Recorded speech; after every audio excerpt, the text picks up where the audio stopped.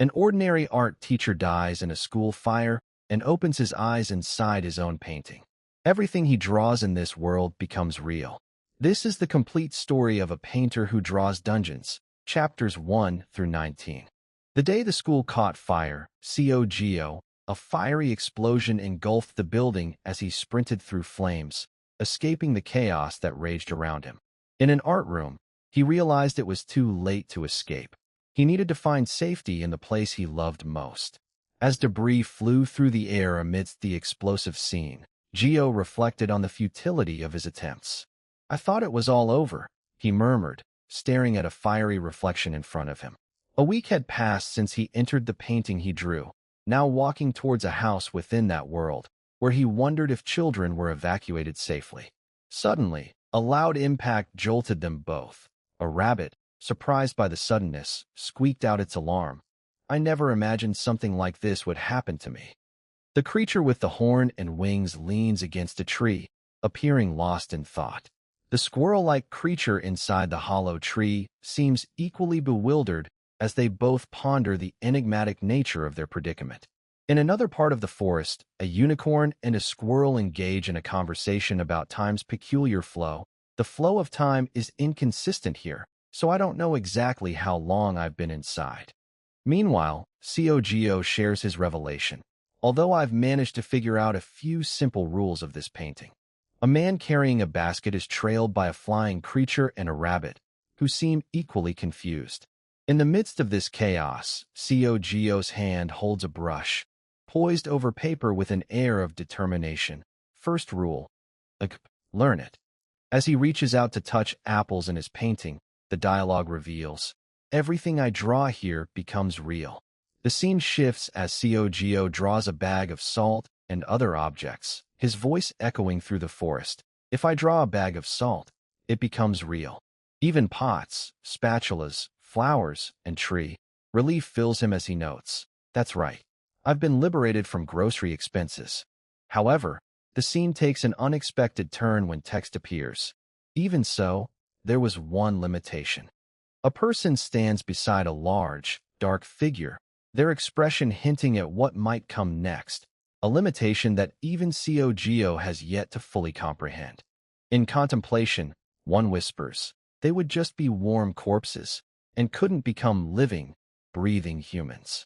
Reflecting on a peaceful life with a unicorn and rabbit, another murmurs, "Honestly, I'm relieved. If I had the power to create living people, this peaceful." As the second rule is introduced, a voice intones, second rule. Interacting with the outside world through a frame hanging on a tree, a character exclaims, "I can interact with the outside world through the frame hanging on this tree." Exiting their painting and looking down at another character, they realize, "I can even go outside the painting," and when I did. Learning that over 30 years had passed since a fire, one declares, "I learned over 30 years had already passed since the fire." Holding a cup, another states, 31 years, to be exact. World changes since that day. Noting, "It seemed the world had completely changed since that day." Preparing for a powerful attack, they shout, "That bastard's coming out. Pour all your power into it." Commanding someone to disappear from the face of the earth, another proclaims, "Disappear from the face of the earth." As one character is engulfed in flames and another struck by a powerful energy blast, they scream, "Ah!" and "Pawad," capturing the tension and stakes of their impending confrontation. The air crackles with tension as a character is punched squarely in the face, the sound echoing ominously. Wah! The scene cuts to Cogio, an art teacher trapped inside his painting, declaring his lack of confidence in dealing with a society plagued by monsters. A frame shatters, sending shards and wood flying. A portrait belongs inside its frame. Suddenly, the world outside is revealed as a dense forest, governed by its own intricate ecosystem. Third rule. The artist explains, having painted just a two-story cottage in a forest, yet plants and landmarks he never drew appear scattered throughout. Standing at the entrance of this mystical forest, Cogio gazes in awe at the creatures within his artwork, each one friendly towards him. A green parrot soars overhead, while a man with a bird on his shoulder observes the scene. Nearby, a cat is urged to eat an apple. I guess it because I painted this place. Geo contemplates, reaching down and picking up a small red object from the grass, concluding that since these creatures live in his artwork, it's only natural they appear as such. And the fourth, the panel introduced a mangdung fruit, a round fruit measuring 1 to 2 centimeters in diameter with a reddish hue. A person sitting on the ground with a basket expressed frustration. I wish it would give me some warning before popping up. Meanwhile, silhouettes of characters observed something cosmic, reflecting that this wasn't really a rule of the forest, but a phenomenon manifesting in those who awakened after the Great Catastrophe. Dialogue from another panel revealed that people now called these beings hunters, and another character mused, "It's like a game."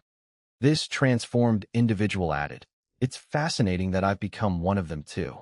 In the serene painting scene with flowers and a vase, it felt like being inside an incredibly relaxing game.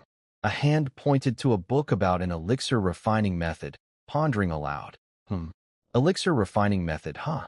As someone living the life of an unemployed shut-in, measuring 1 to 2 centimeters in diameter, eating, sleeping, and never having to work, I couldn't have asked for a happier situation. In the kitchen, sweet potatoes sizzle and crackle as the cook adds honey, their voice echoing with delight. Today's lunch is stir-fried honey sweet potatoes. With a drizzle of sauce, they exclaim, "I'll see. I like it." Reflecting on their past as a teacher, another character muses, "Back when I was a teacher, I never had the luxury to enjoy cooking. But now," a statement of approval follows, "I like it." Suddenly, a crunch sounds as the same character notices something framed with a picture. Then a noise from the entrance catches their attention. Through an ornate mirror, they see someone lying on the floor in a room that looks ravaged. The title panel for the final rule in the manhwa appears. Outside, a broken window reveals a tree branch swaying amidst debris. Inside, a broken frame with a portrait inside lies amongst the rubble. As the scene shifts, Geo transforms into his painting, becoming entangled within the chaotic mess of shattered frames and portraits. A character stands alone, lost in thought, as a close-up reveals an eye with Korean text, Yura, with a speech bubble containing, expresses relief at seeing something, muttering, "Was that just a wild animal passing by?" A distressed figure with long hair and dark clothing adds to the tension. Geo, with a contemplative expression, says, as he observes his surroundings. In a dimly lit room, a man looks down solemnly, contemplating something significant. Geo appreciates the tranquil setting, stating, "Geo loved this tranquil place." The serene atmosphere continues as someone walks barefoot with a basket and jug, singing softly to themselves, "Do-do-do." The days pass as one character prepares ingredients for a meal over 3 days, diligently counting each day. Finally, the meal is enjoyed with spaghetti, and Geo reflects on how much he has come to love this peaceful existence, even contemplating staying inside his painting forever. So much so that he wouldn't have minded staying inside the painting forever. A character points to a location in the water, exclaiming, "Here, it's over here." The group gathers around a painting in a fire-damaged building, with one member saying, "Take a look at this painting." As they examine it closely, another notes, "It's in excellent condition, right? Looks like it even has a title." They zoom in on the frame, and a character points out, "It says Jio's portrait." Another appreciates, "Man, it's so convenient tagging along with a guy who has the appraisal skill." The conversation shifts to an item found in a dilapidated school, with one saying, "The title popped up, so it's definitely an item. But is it from Earth?" Suddenly, a cosmic portal erupts in the cityscape. A suited character laughs, exclaiming, "Let's enjoy being filthy rich for once thought." Meanwhile, another character is tied up with ropes, looking distressed. Geo, enjoying his solitude, reflects quietly, while Geo was fully enjoying his peace. As the entrance to Geo's painting shifted on its own, revealing silhouettes of people seated in an ornate theater, a hand reached out towards a framed portrait of a man. Nearby, another painter observed a scene with a mysterious figure lurking in the background. A hand holding a number 4 sign appeared before a courtroom, while another held a microphone marked 5 during a speech. Before Gio knew it, his painting had been moved to a collector's gallery.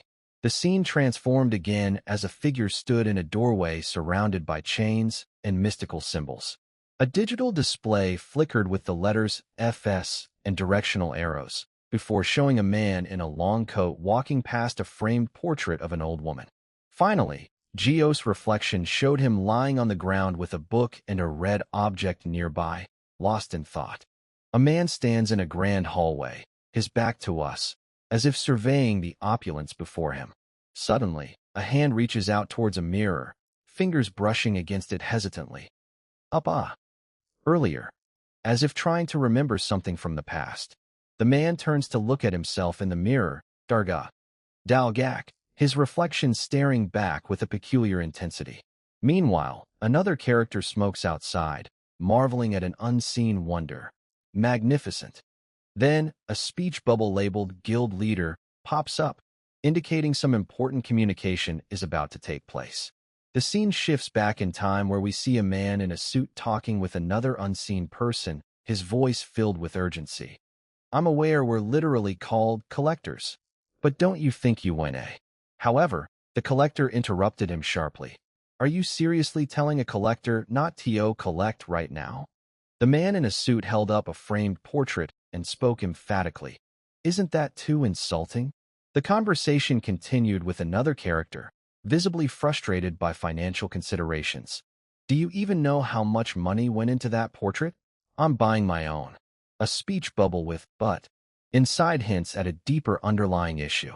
Finally, the last word comes from an unseen collector who reveals, this item is a piece that even the H.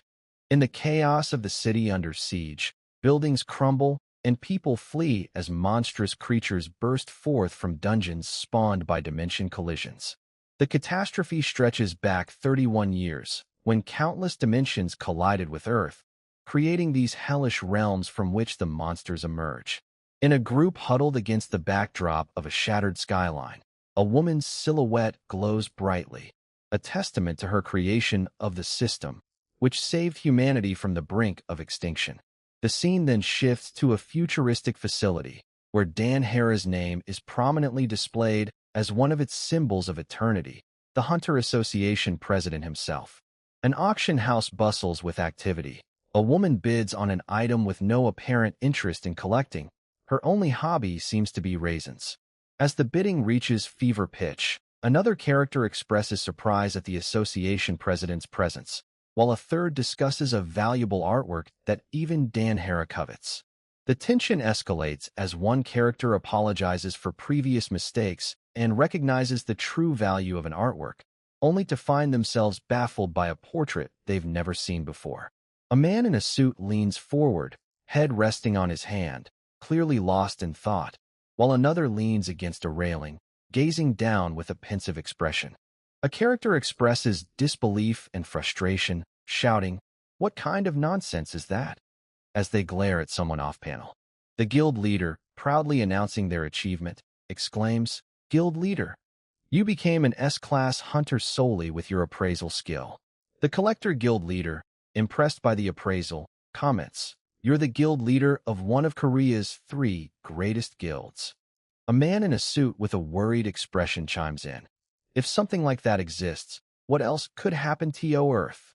Another character tries to flatter but is rebuffed with, my little flattery won't get you anywhere. You know that's not what I mean." Concerned about a dangerous entity, one character declares, "That thing is more dangerous than anything we've collected so far." The other agrees emphatically with a speech bubble containing the word exactly. A man in a suit with tears wells up says, "That's precisely why I wanted it." Holding a portrait, another character contemplates, "I wonder whose portrait this is." Admiring a painting, they muse, "If a human painted this, their skill is truly amazing." No, even if it wasn't P. Observing the painting with vitality. The camera zoomed in on a character's face, their eyes glowing yellow with an intense focus. Suddenly, they were erased from view. In the next shot, another figure stood amidst a dark, abstract environment pulsating with radiant light, questioning, "What is this?" The scene morphed into darkness, text appearing to query something extraordinary. It's pitch black. As if in response, glowing eyes appeared against a black backdrop, followed by a hand reaching out towards a vividly colorful canvas. The camera then pulled back to reveal an awe-inspiring cosmic scene with swirling lines and twinkling stars, leading to the question, could it be the universe itself? A character exploded into action with the sound effect of "sook." As they moved, a man in a suit lounged casually, smoking a cigar. The atmosphere shifted dramatically as another figure exclaimed with excitement, "Yes, I knew it," surrounded by celebratory confetti flying through the air. In a celebratory embrace, joyous confetti danced around them as one character exclaimed, "T6," while another marveled, "There's no way this painting could be ordinary, considering even my eyes could." Suddenly, a sharp sound echoed as a vampire bit into someone's neck. Meanwhile, inside the painting, Gio stood in a peaceful cabin feeling threatened. To think that in this peaceful cabin, I would ever feel my life being. A surprised man in a frame admitted. I knew the scenery outside the entrance had been changing recently, but, ahem. A character knocked and called out for Master with an anxious tone. Knock knock? Master? Can you hear me? But another declined with a dismissive. Would you care to have a chat with me? Awkward no. As they entered this luxurious building, the place they found themselves in was inside an incredibly lavish gallery. Observing its meticulously crafted interior space, it seemed like a gallery that received. Gio's day-to-day life inside his painting began with a delicious meal as he sat at his table, reflecting on the previous night's events. What if they called it a haunted portrait and then burned it, he mused, his hand trembling slightly over the book engulfed in flames. This is my only entrance, his voice wavered, as he was interrogated about his actions in a museum. Suddenly, the scene changed to him holding that same burning book amidst the fiery chaos of the painting, where reality seemed twisted and unfair. The dialogue continued as Gio pondered. If it's like this, he glanced upwards, eyes wide with concern for someone returning, his heart racing. He's coming back. A man knelt beside a wicker basket in the grass, seemingly lost or searching. Gio started their day with a meal, and the scene shifted to him gathering dried flowers and fruits before contemplating making tea with them. The shelf displayed neatly arranged eggs, while he remembered having a tea set, a small comfort amidst the surreal world of his painting. Gio is captured in his studio, meticulously drawing a scene that seems to come alive before him as he pours water into a teapot. The camera shifts to reveal a man in a kimono holding a cat at an easel, his expression both serene and slightly bemused by the surreal situation. As tea fills his cup, Gio takes a sip, his eyes widening in realization. A hand carefully holds a bowl of water while another reaches out, feeling its cool temperature. Nice, he murmurs to himself. As the introduction of new activities unfolds, a character discovers an unemployed slacker's potential for creativity and innovation. In a surprising twist, Gio is seen making medicinal tea using bivarnal petals, which he explains has numerous benefits, particularly in stopping bleeding and boosting immunity. But this newfound body doesn't feel hot or cold. It doesn't sweat either, because since he fell into his painting, his physical needs have vanished. I can move, eat, and sleep, he declares, holding a basket as if in a framed picture. His condition seems to have more than just artistic implications. This surreal world has transformed him into something extraordinary. With a sense of relief, Gio realizes he no longer needs to deal with bathroom issues anymore. And I don't even need to go to the bathroom anymore. He reflects on his unexpected transformation after falling into this surreal painting, marveling at how his evolution has freed him from mundane tasks like cleaning. However, as the camera pulls back, a text panel signals that something more pressing demands attention. The serious problem right now isn't that. Looking out of the window, Gio is startled by someone calling for him. "Oh, Master?" Startled and surprised, he exclaims, "Good heavens!" The scene shifts to a framed tree outside. displaying an eerie portrait with dialogue indicating no one has visited in 11 days. It's already been 11 days since. Geo expresses sadness as his introverted companion joins him, questioning loneliness with playful banter. That makes me very sad. Don't you get bored being all alone? The introvert, holding a cup of honey-sweet potatoes, dismisses the concern with a shrug. Meanwhile, another character assesses an entrance, noting its safety and rating it highly. The entrance also indicated that he was a relatively safe person, safety.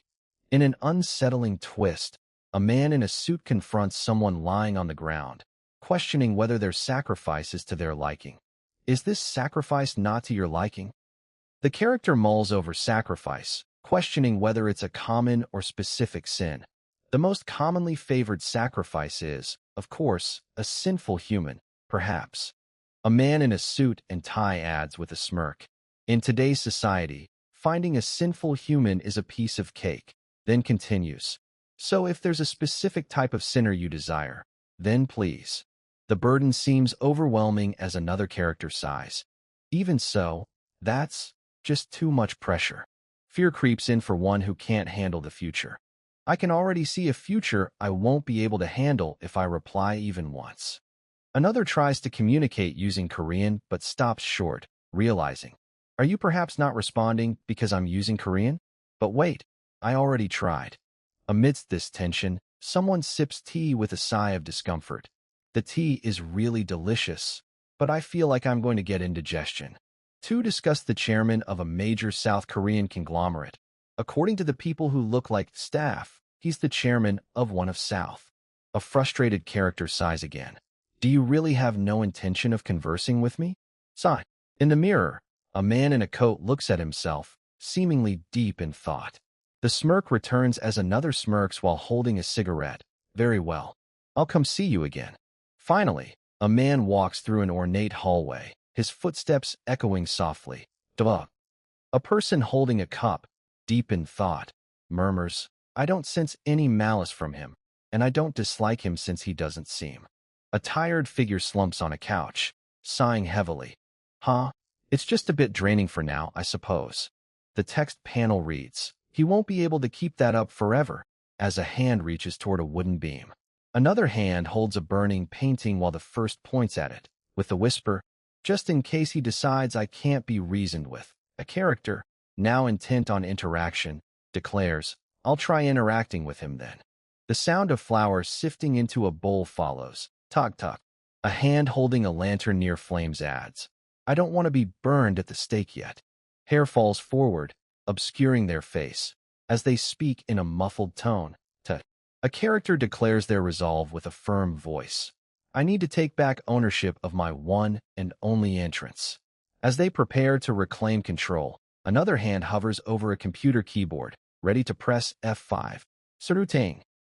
A person in a suit steps out of an elevator, the day ending with a heavy sense of finality as they enter a dimly lit office.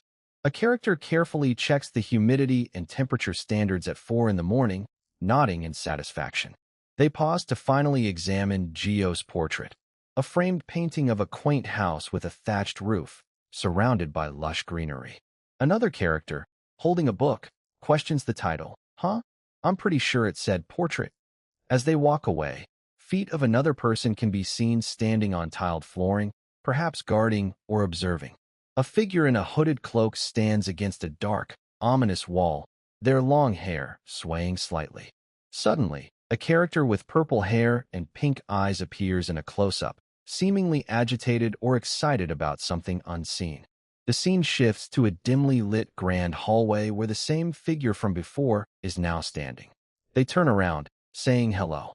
A hooded figure approaches, asking, Would you like to have a conversation with me? And the character with purple hair turns to face them, appearing contemplative as if preparing for an important dialogue. The hooded figure hovers ominously, a glowing object held aloft above an unsuspecting head, as if casting a spell over them. The mysterious figure with glowing lines and an abstract sculpture looms large behind, adding to the eerie atmosphere. A shot rings out, echoing through the darkness, followed by the sound of footsteps on tile. This gallery, along with its owner by Sabiel, whispers a painter and gallery owner in dramatic tones, hinting at secrets beneath the surface.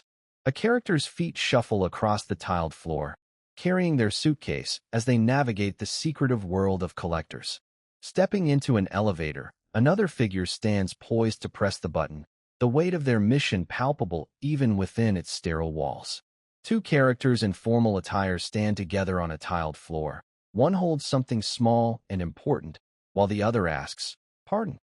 A speech bubble reveals that they know about the gallery on basement level 5. 17 complaints have been logged by now, adding to the tension of this shadowy world where art and reality blur.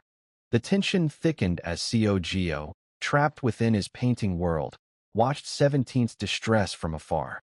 Guild leader by Sabiol collected anything he deemed art, even if it was a monstrous skeleton. Dismissing artwork monsters didn't faze him. Ghostly screams echoed in front of the building that had become an incubator for such creatures. Despite this turmoil, Gio reflected on his situation, noting that ghost incidents weren't uncommon. A curator stopped rumors from spreading outside, but the small incident seemed to be a sign of something bigger. Two characters discussed their troublesome situation. One expressed concern while Gio, used to this, shrugged it off with a smile. They paused for a moment, sipping hot drinks before one character, holding his cup, asked the other what they should do next. A character praises Cogio's reliability, saying, "You really are reliable." Another expresses a desire to have Mr. Ucio take charge as an administrative manager. They reflect on past roles, mentioning that Cogio was even a research team leader at the association, and discuss a past incident where they left the association, with one person recalling how much they were glared at when they departed. Another character expresses reluctance to stand out in any case if rumors about trouble spread outside the gallery.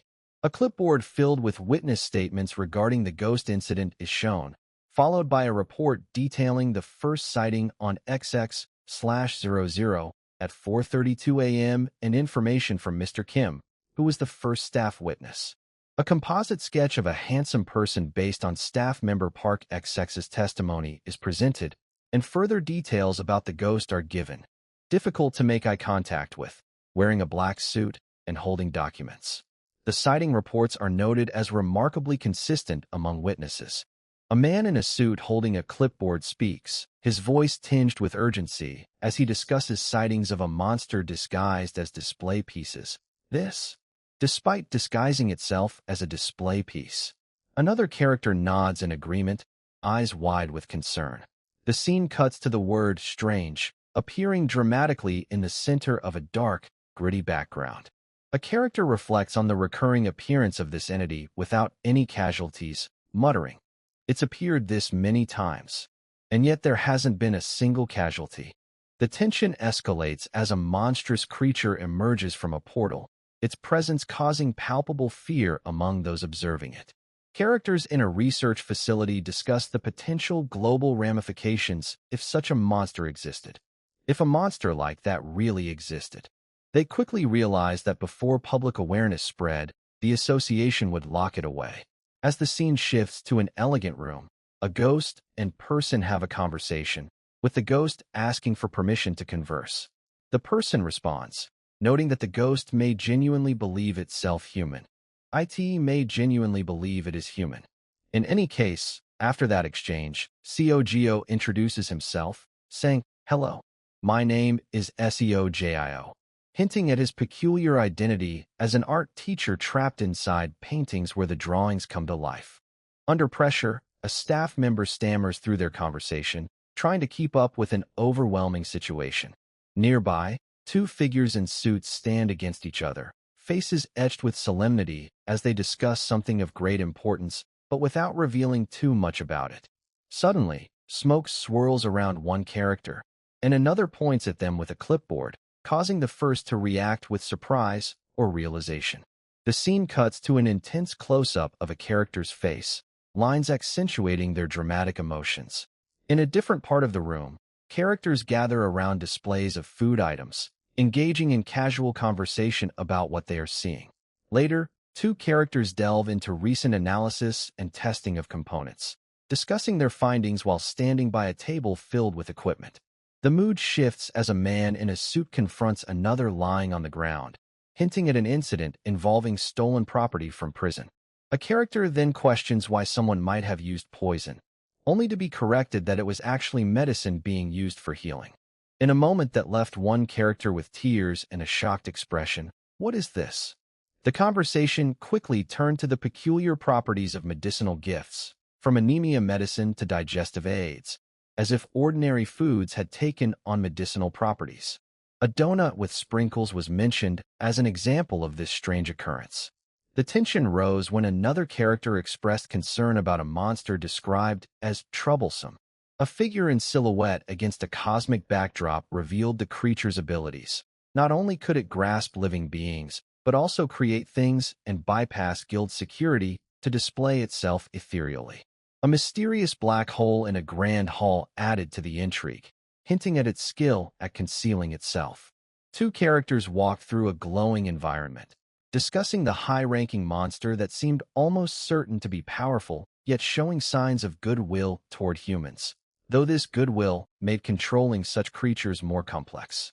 The scene shifted to a forest with an ethereal aura, suggesting the presence of civilizations. Text panels revealed that terrifying discoveries had been made within dungeons, referencing an event 11 years prior where delegations from various nations were sent there, hinting at something deeply unsettling yet possibly beneficial they had uncovered. The characters observe a glowing portal, and with a sense of both wonder and unease, one exclaims, "With a civilization from another dimension." Suddenly, they discover that every single entity returning is labeled as healthy malformations. Against this cosmic backdrop, a silhouette appears. To them, the narrative continues. The human body was considered inefficient. This revelation leads to a discussion about dungeon creatures being classified as enemies. A monster is a monster. From that day on, all beings originate from. The conversation shifts with a ghost described as a tricky raid, and one character confidently declares, "I'll take it on. This is my specialty after all." Meanwhile, another in a suit leans forward thoughtfully. As gratitude is expressed for assistance, the door slams shut behind them, signaling yet another revelation. "Hey, there's one more thing I need to tell you." Ding. The guild leader displays Joe's portrait on display in basement level 5, marking the start of incidents with a sense of foreboding as doors close behind. Ah, there it is. A sudden realization dawns on Yu Seong-gun as Mr. Yu instructs him to take charge of a new exhibit.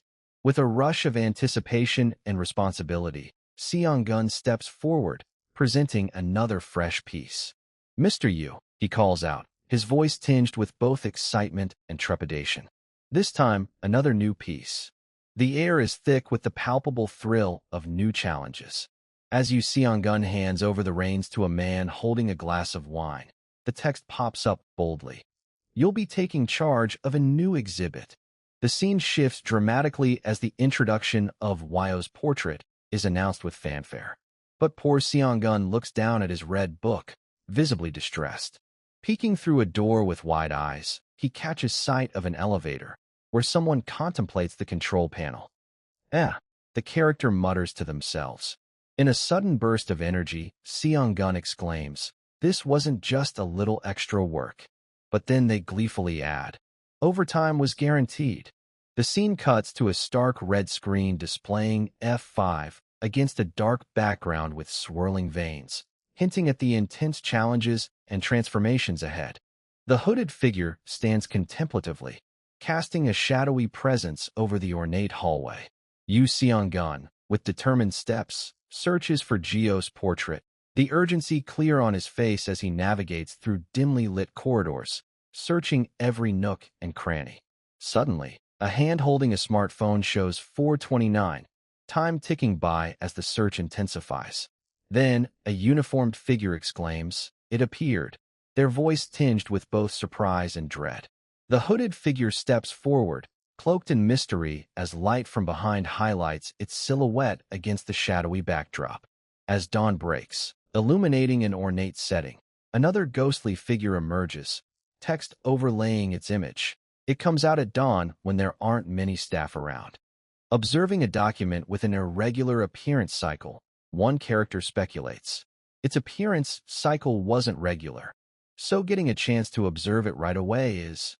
Observing the environment, Geo uses his inver skill to carefully verify data, his eyes narrowing as he confirms a faint sound emanating from the grassy area.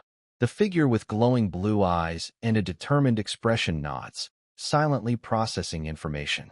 Meanwhile, another cloaked figure walks across a tiled floor, their boots echoing softly. The faint sound grows louder. It's unmistakable now, a whisper of blades of grass in the breeze.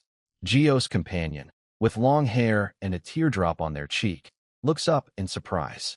A cloaked figure admires the artworks, pondering aloud if this is simply an interest or something more sinister. Below, another hooded figure stands before a display, their eyes scanning for anything out of place as they mutter warnings about the danger these items hold. The shadowy figure nearby remains motionless, observing intently without making a sound, its curiosity piqued by the mysterious humanoid. Geo's expression turns serious as he contemplates how best to uncover what lies beneath this seemingly innocent setting. A hooded figure stands solemnly, casting an air of mystery over the scene as a character expresses surprise or realization with the simple word H.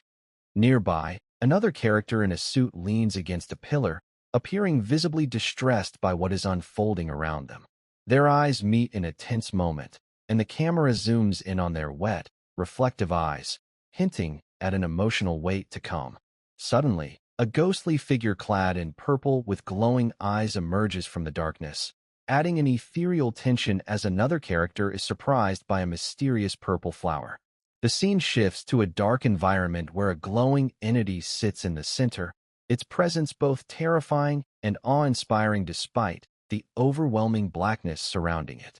Finally, a massive entity is revealed, sparking admiration but also fear with its ominous size and distant glow that cuts through the darkness like a beam of light.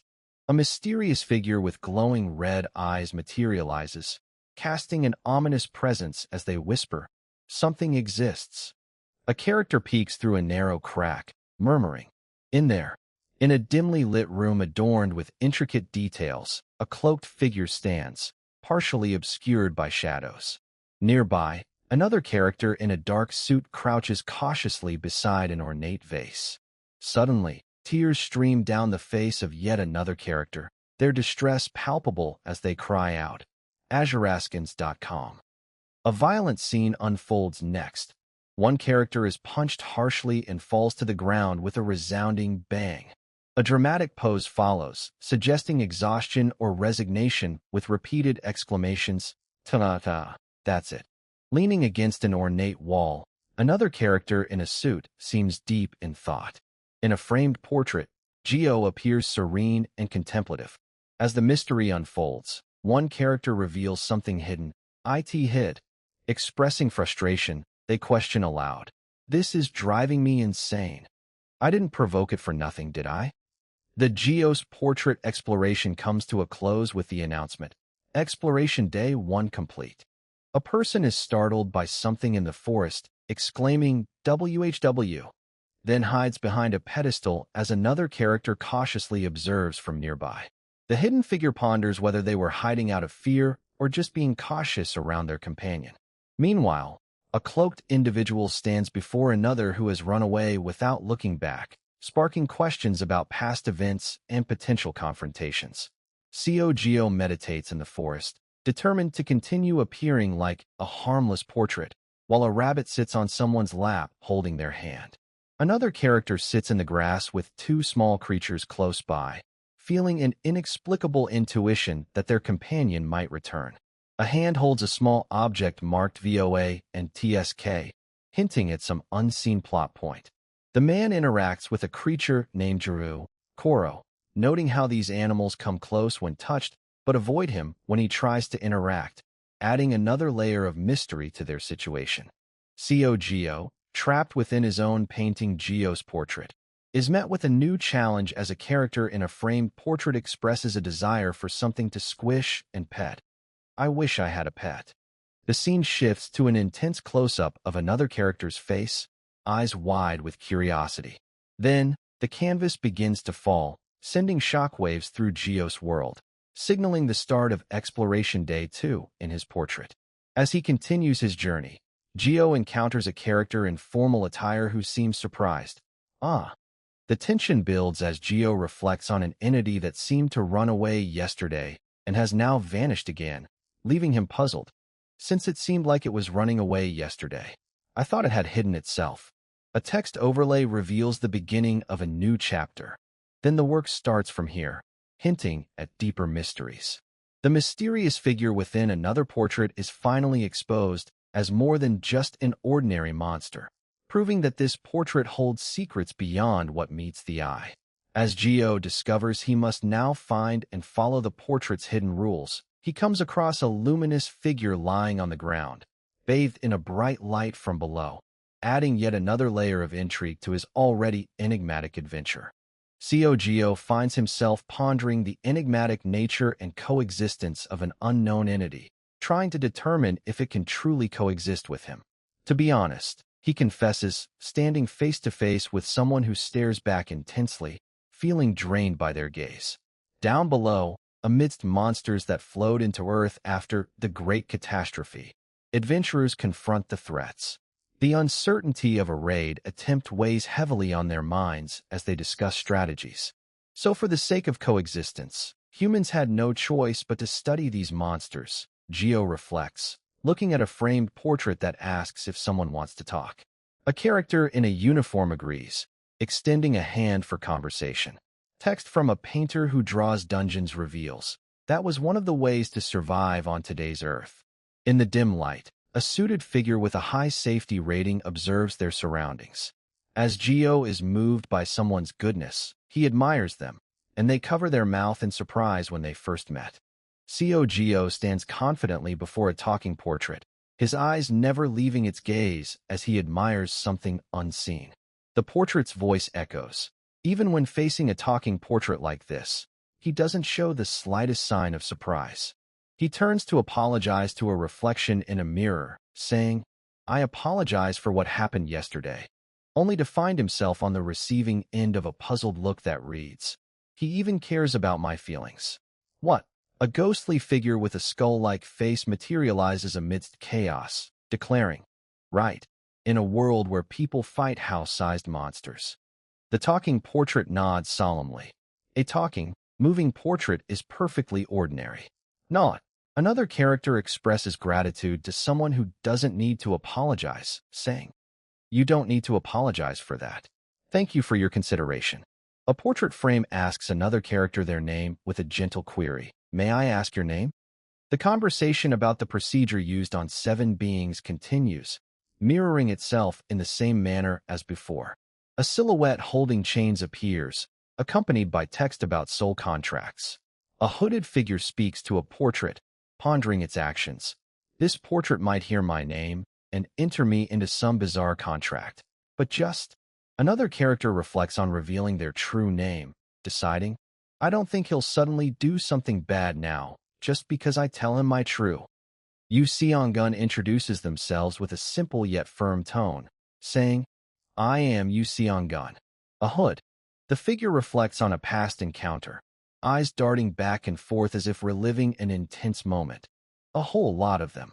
That's right, the one whose eyes met mine yesterday.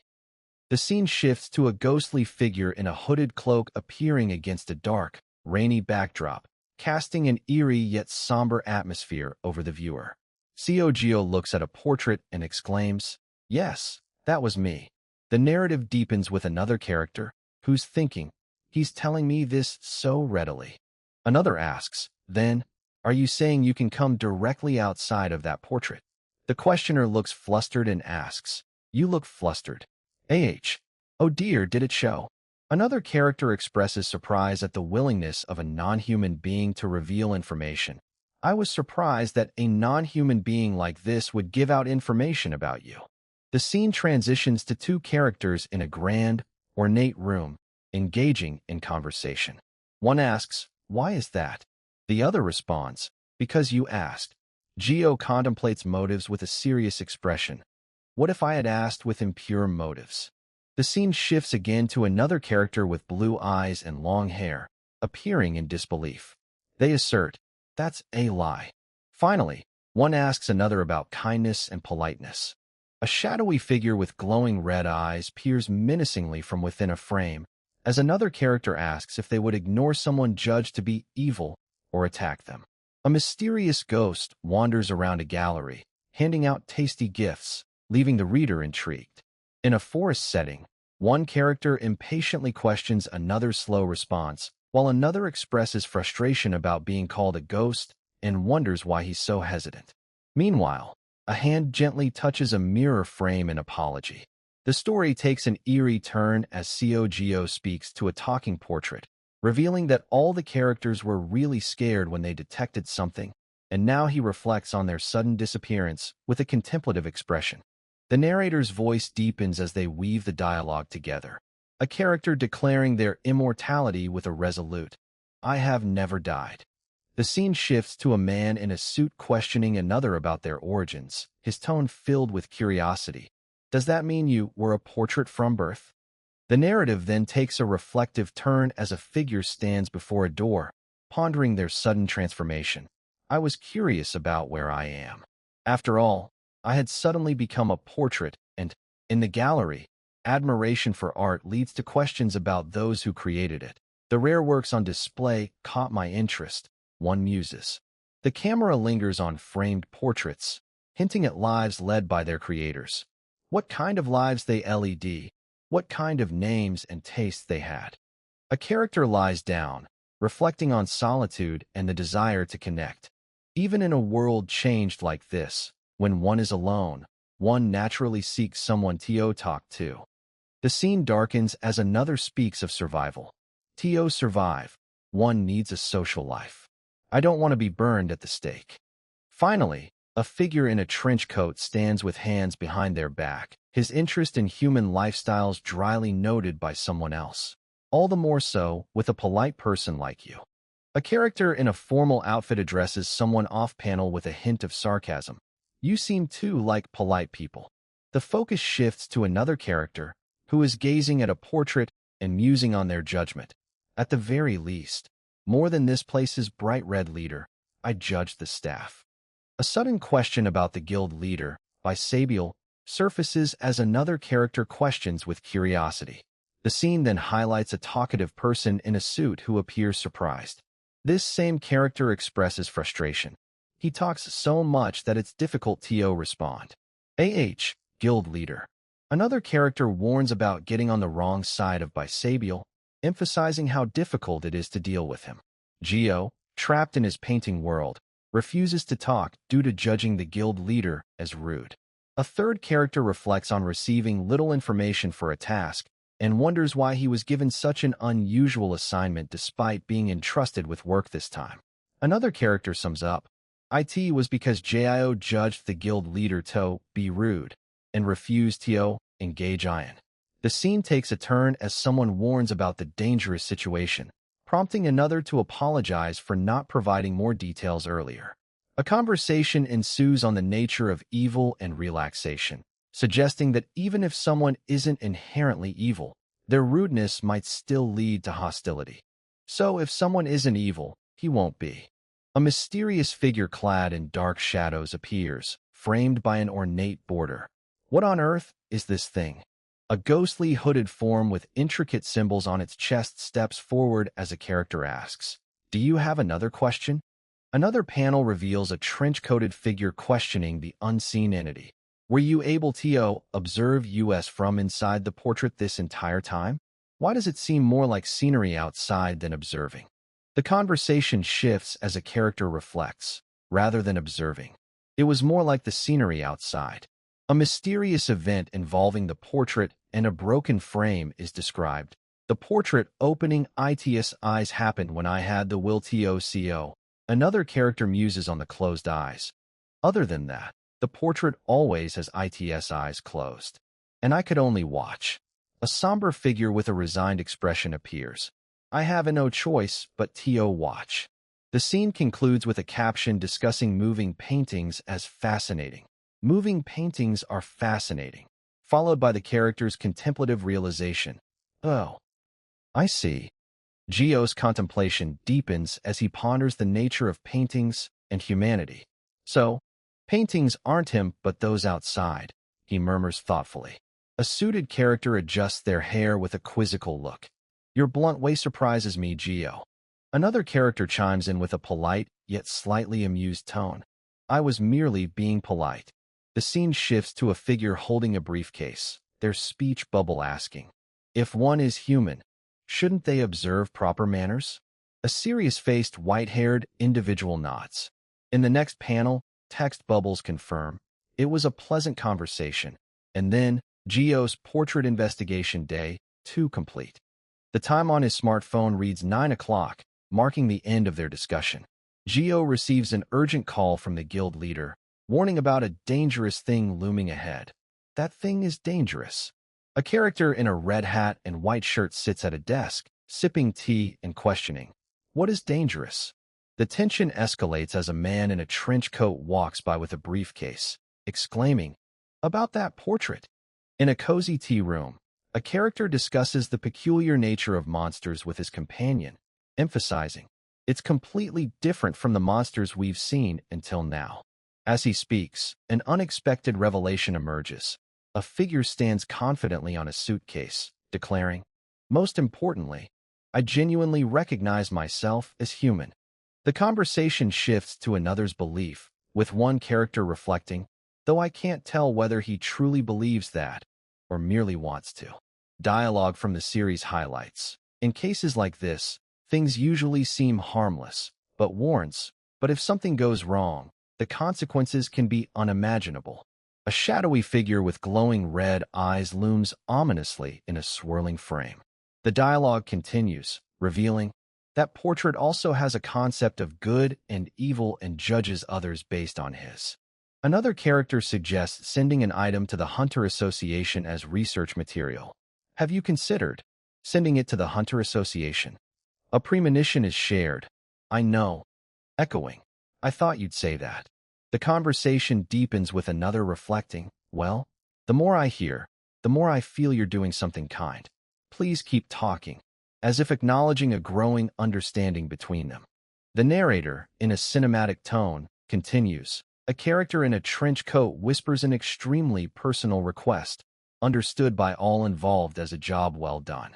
The scene shifts to a man exclaiming about his employees' nonchalance with a laugh, emphasizing their attitude. Frustration is evident from another character's remark about recruitment practices, leading into the introduction of guild leader Bisabiel and his obsession with collecting glowing figures. The collector's employees are introduced as people stubbornly recruited by the guild leader, reflecting on careful hiring despite rank differences. A character with a glowing aura and dark wings appears, highlighting their extraordinary soul grade. A report is being given about the difficulty in identifying similar beings, leading to frustration over Bisabiel's actions. The dismissed character reflects on potential plans while another questions if Bisabiel really intends to destroy Earth. Finally, Gio's portrait exploration begins on day 3 with a framed portrait asking, are you not lonely? The framed portrait, now animated and speaking, sits on a chair, looking at another person who apologizes for an impolite question. The second character, a briefcase-clad figure, sits next to them, explaining that only employees manage this place. The first character, expressing preference for solitude, confirms their satisfaction with the environment. Another character shows concern about their discomfort with speaking, but is met with a calm assurance from the framed portrait, who reveals they've spent far too much of their life in conversation and longs for silence instead. In a dramatic embrace amidst an explosion of flames, 2 characters share a moment of connection that contrasts sharply with the fiery backdrop. The scene shifts to a serene setting where one character lies down in a glowing green environment, declaring it perfectly suited for their wishes, while another character reclines on the ground surrounded by lush foliage, finding solace in this unexpected haven. A mysterious figure in a trench coat asks, were you once human? The suited character corrects, saying, I am still human. The narrator exclaims, right, then clarifies, what I meant was, Co Gio, who has been trapped inside his paintings, is questioned about his past. Weren't you an ordinary human who wasn't inside a painting? Geo confirms with, yes, I was. The scene shifts to introduce two types of humanoid monsters. A contemplative figure says, I see, as the narrator describes one type, those that were born monsters. Suddenly, another creature transforms from monstrous into a human form. Meanwhile, blue energy emanates around a character, and the narrator explains, and those who started out as humans, but at some point came to belong to the root and became monsters. Another panel poses the question, is Geo the latter? The final text reads, if so, that's even stranger, as Geo is depicted with glowing blue energy, suggesting his dual nature as both a human and a monster. The serene portrait, framed in gold, exudes an unsettling tranquility that feels far too calm. Far from peace, it hints at an underlying tension. The silhouette of a person with abstract patterns on their body stands before us, not as a comforting presence, but rather one that seems to be observing or waiting for something. A figure sits in a chair, visibly mourning, their posture heavy with grief and loss. Nearby, another character sits in a similar chair, with luggage at hand, seemingly pondering the monotony of life within this painting world. Sometimes, they mumble, hinting at the endless cycle of existence trapped here. As the scene shifts to dialogue, the question arises, how do you relieve that boredom? The response is equally intriguing. Usually, I have a meal. Confusion sets in.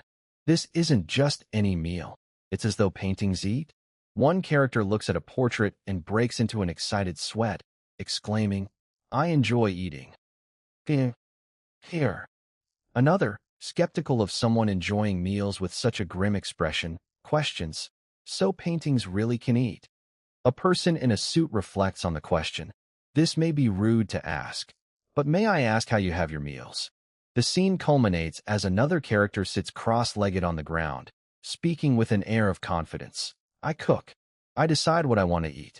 The painter gathers ingredients and begins preparing them, seamlessly blending reality and fantasy in this mesmerizing world where art and existence intertwine.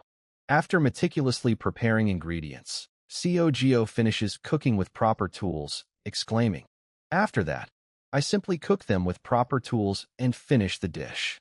Yesterday, he reflects on being an ordinary human, pondering this oddity, because I am an ordinary human. What an odd thing to ask. A uniformed character questions the explanation, noting, does he realize that explaining it like that only makes him sound less human? Geo, realizing his mistake, laughs, saying, I see, huh? Drawing apples in a portrait frame, he enforces portrait rules. First rule, everything I draw here becomes real. Interacting with the outside world through a hanging frame.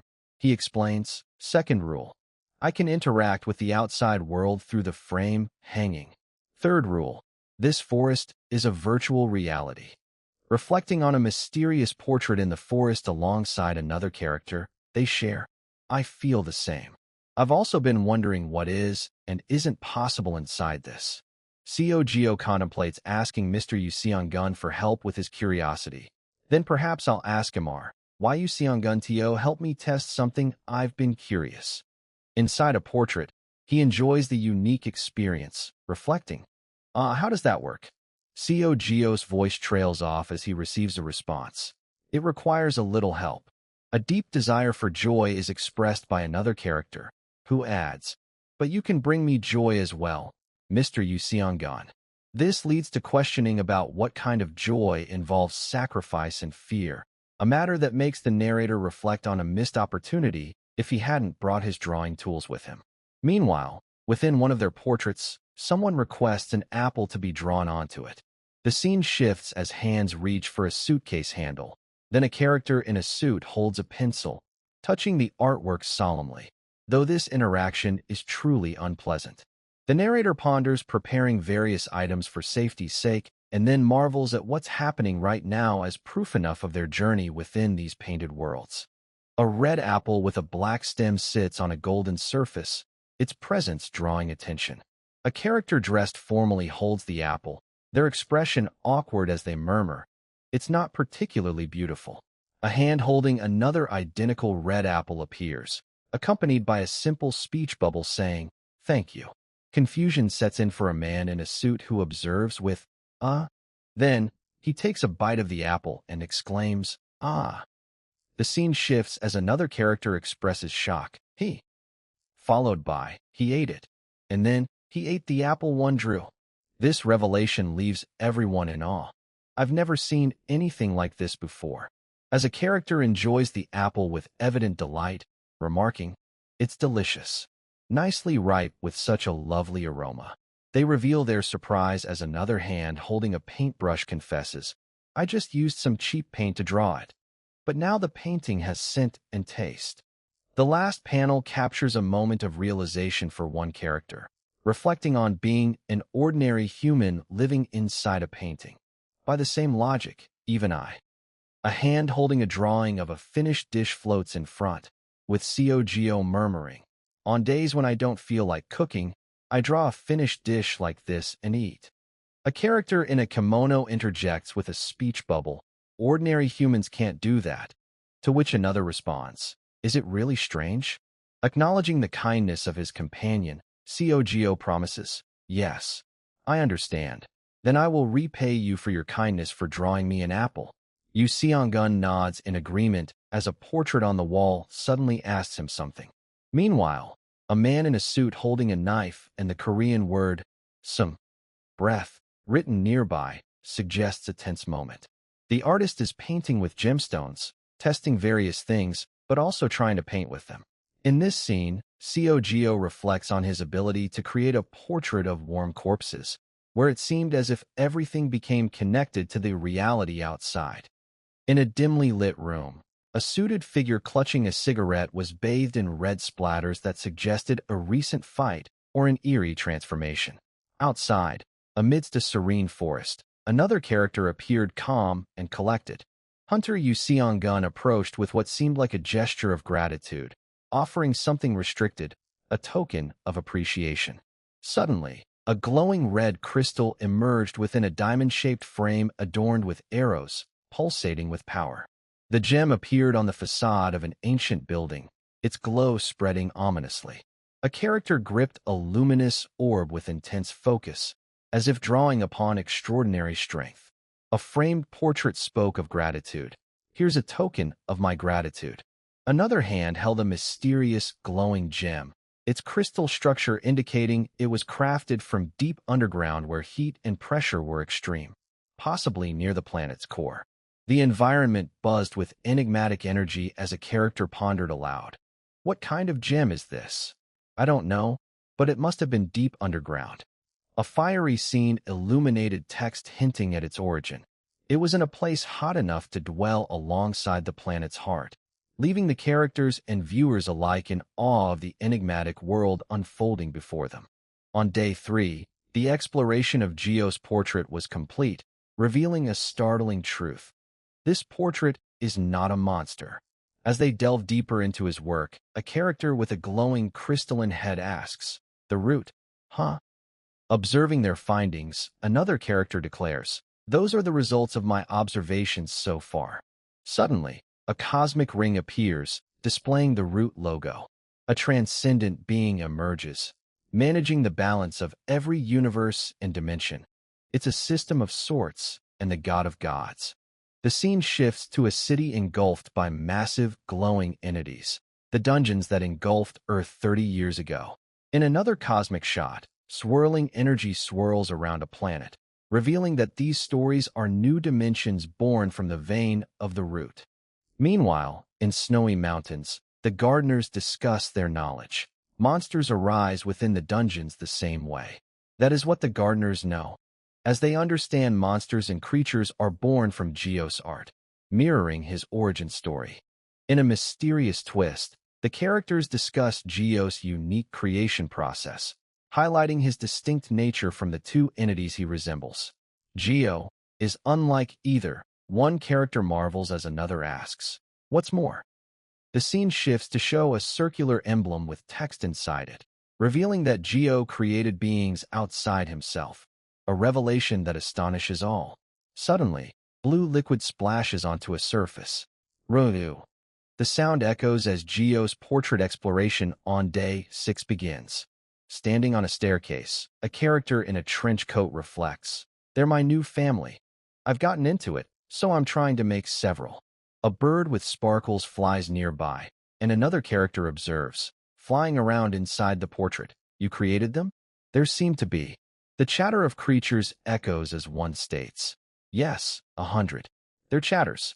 Water droplets coalesce into a pond, symbolizing their gathering. And just like that, creatures decorate themselves with various objects, each adding to this surreal world where reality and art blur together. A character with blue eyes and spiky hair looks up at the sky, lost in contemplation as azuraskins.com whispers about his unique way of referring to drawings as living entities, not mere art pieces. Nearby, a man in a frame observes birds, pondering whether they possess souls. A question that echoes through do these birds have souls? The conversation shifts to the way you speak. You don't refer to them simply as drawings, but as if they, suggesting a deeper connection between drawings and reality. A character in shadowy attire speaks about the roots children having no ego, unable to hold conversations like those of beings with souls, while a painter who draws dungeons reminds us that this is beyond what monsters can do.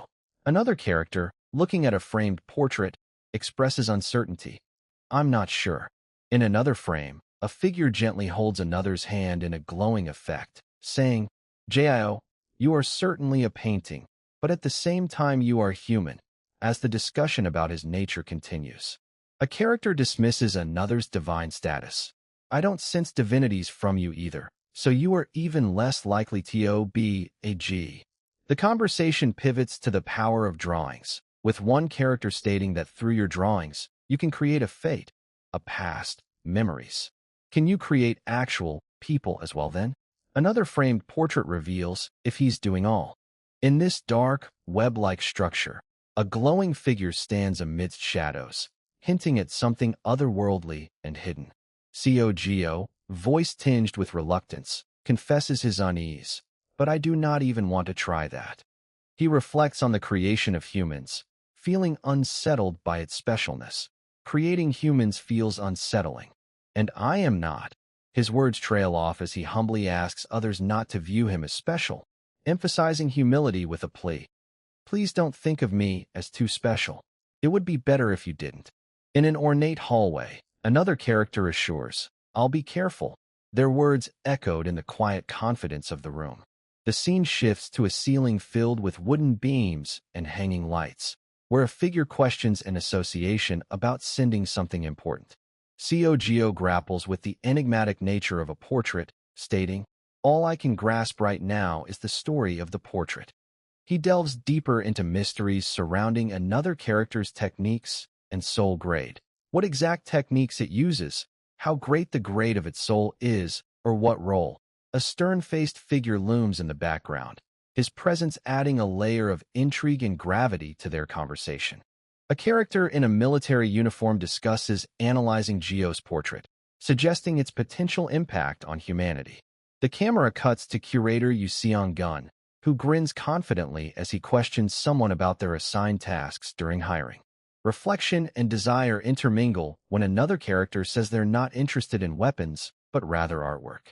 This revelation leads directly into their founding of a guild and company with the declaration, that's why I founded this guild, this company. But as an artist, their hunter side remains unmentioned until they reflect on it with pride. The name Mr. Yuseong-gun appears, followed by a figure enveloped in a glowing aura within an ornate room, hinting at more than just artistry. Another character, holding an apple and pondering the story contained within a painting, echoes their desire to fully preserve that story through their own hands. The final shot reveals a man on a chair gazing intently into an ornate mirror, possibly reflecting back upon his dual identity as both artist and hunter. The camera pans across a face with tears streaming down, reflecting on their heart-wrenching journey. Suddenly, another face emerges, intense yellow eyes glinting like the sun, dark hair swirling dramatically. The first character gasps in realization as they question their companion's understanding. Don't you understand now? The scene shifts to a man in a suit, holding a small object that seems to hold immense power. Beside him hangs an ornate portrait glowing with life. Another whispers, "That may be a natural disaster, but we can communicate with it." A character expresses gratitude, and fortunately, it bears goodwill towards us. The focus shifts to a pair of hands holding a gemstone inscribed with the word jewel, underscoring its significance. As they marvel at this incredible luck and miracle, a glowing blue creature appears on someone's shoulder, declaring, "Whatever its true nature is, we mustn't foolishly let this miracle slip away." The scene cuts to a character in the kitchen, then another inquisitively asks, "So, that's why you bought JIO?" The auction room buzzes as characters discuss a character's appearance, leading to a reveal. Now that he's already appeared at an auction, he'll end up being revealed. The dialogue shifts to precautionary actions, and you're saying you acted first in case some disaster happened in the process. "I see quite a lot," says a man in a suit by the window as a glass shatters, revealing a creature with wings. The scene cuts to a character looking at a glowing object. Then a golden fish bubbles up with a gurgle. Gurgle. Characters debate someone's level and broader thinking. He's on a completely different level, isn't he? A gardener shouldn't be, so nah. JIO is a good person, very kind even. Another character praises. Meanwhile, a character expresses their feelings about inconvenience. He dislikes being inconvenienced, but he doesn't hate it.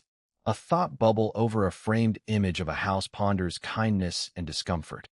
If someone doesn't resent what makes them uncomfortable, just how kind a person. The scene shifts to a silhouette of a hooded figure with a speech bubble detailing Gio's courteous mannerisms. He conducts himself with courtesy and while respecting others, and adds, he's also merciful. On top of that, he fears Lucio Gio, l'artiste enseignant page dans son propre tableau. Exprime esse, disapprobation in dison. Ellie respecting others. Et ajoute avec un air. He's also merciful. On top of that, he fears it, you say? At most, it should feel like even less than a human. Son interlocutor retorque, less you etoils done regard inquisiteur. Didn't I say he was kind? Mais co geo elenorampt avec un ton severe. You haven't even had a proper conversation with him, S-class, just by meeting him. Lucan Seiler insists sur les hautes standards nécessaires pour être un leader de guilds. You need at least this much ability to be a guild leader. Il sugera en sud à son interlocuteur d'être un bon conversationniste avec Gio. Just become a good conversation partner for JIO. Et Louis conceal meme de lus sorter de temps and temps. And take him outside from time to time. Savoix trembled d'incredulite lorsqu'il dit. Are you serious? Un personnage en costume tenant un couteau murmure simplement. Capac. Cogio se rappelle son rôle de curateur de collectionneurs avec détermination. A suited man in a city at night emphasizes, provide the greatest service that collector can offer to Gio. A man carrying a suitcase walks alone through the streets, his resolve evident as he says, "What a relief. I didn't want to." Suddenly, a voice interrupts, denouncing unethical research practices. The research they conduct there is practically abuse. The scene shifts to Yu Seong-gun, the gardener, walking down a dimly lit street with a briefcase. He meets a root entity, choosing someone to care for it, and the gardener devotes their heart and soul to the garden. Characters enter a dungeon through an archway, acknowledging that managing gardens influenced various dungeon difficulties. A framed portrait of Gio enjoying eating captures his simple pleasure amidst chaos. As snowflakes fall around another character in uniform, they feel strong curiosity and affection for their surroundings.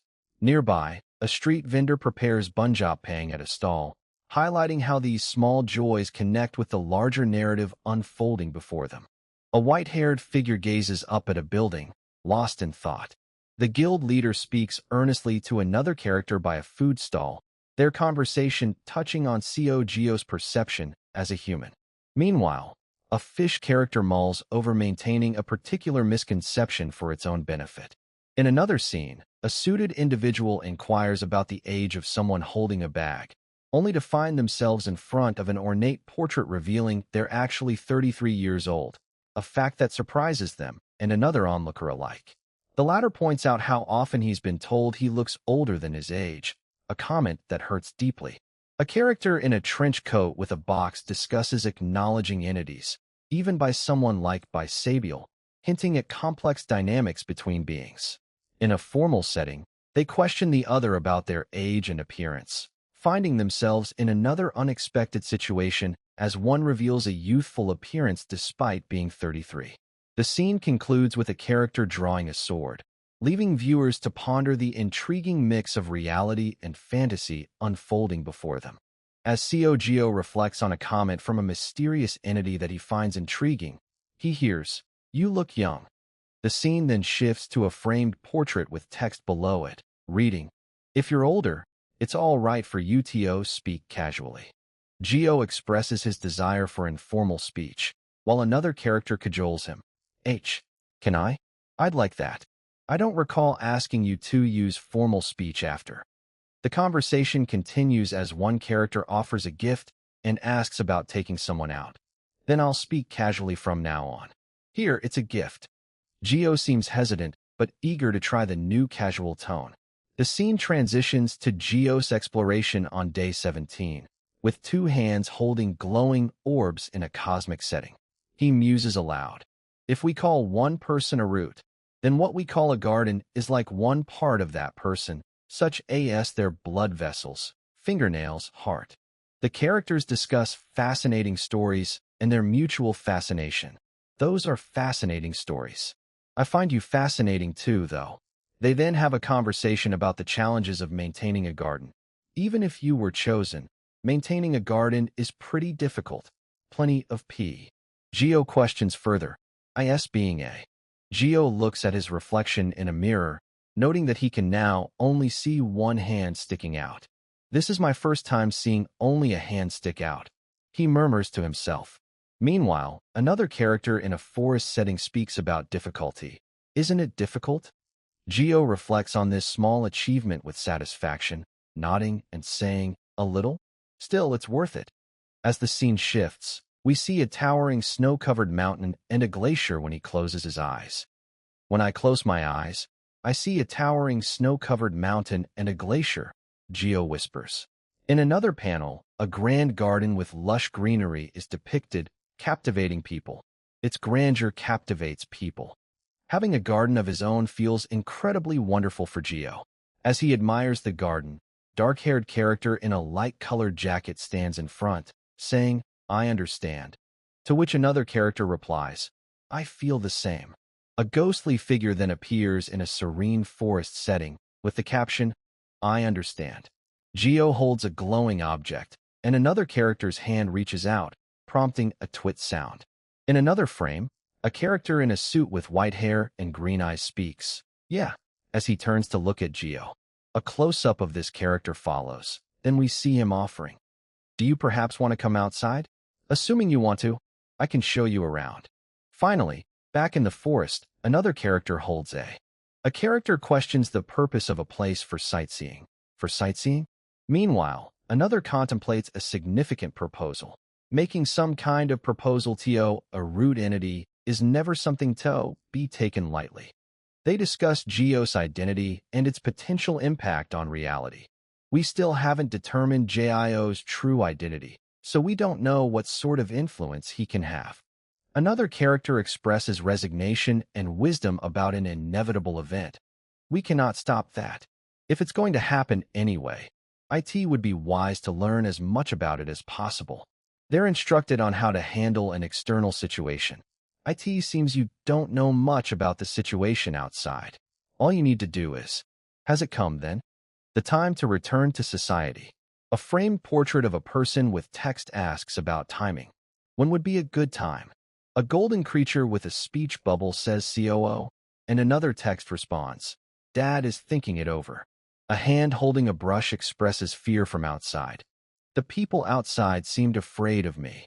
They contemplate their ability to manifest paintings into reality. I suppose when I go outside, a painting manifests in reality, so perhaps a gap appears between the inside and the outside. A close-up of an eye reflects on distant employees. A watering can gently pours water onto the ground as Geo reflects on his plans to go outside with Mr. Gun. Since I've already made plans to go outside with Mr. Gun. A character wearing a wide-brimmed hat and gloves appears to be wiping their face, indicating a sense of relief or exhaustion. The scene transitions to a serene vegetable patch where a speech bubble indicates success. This content was a success too. Grandma's wise words float in the air. Grandma used to say, "Those who do no work shall not eat."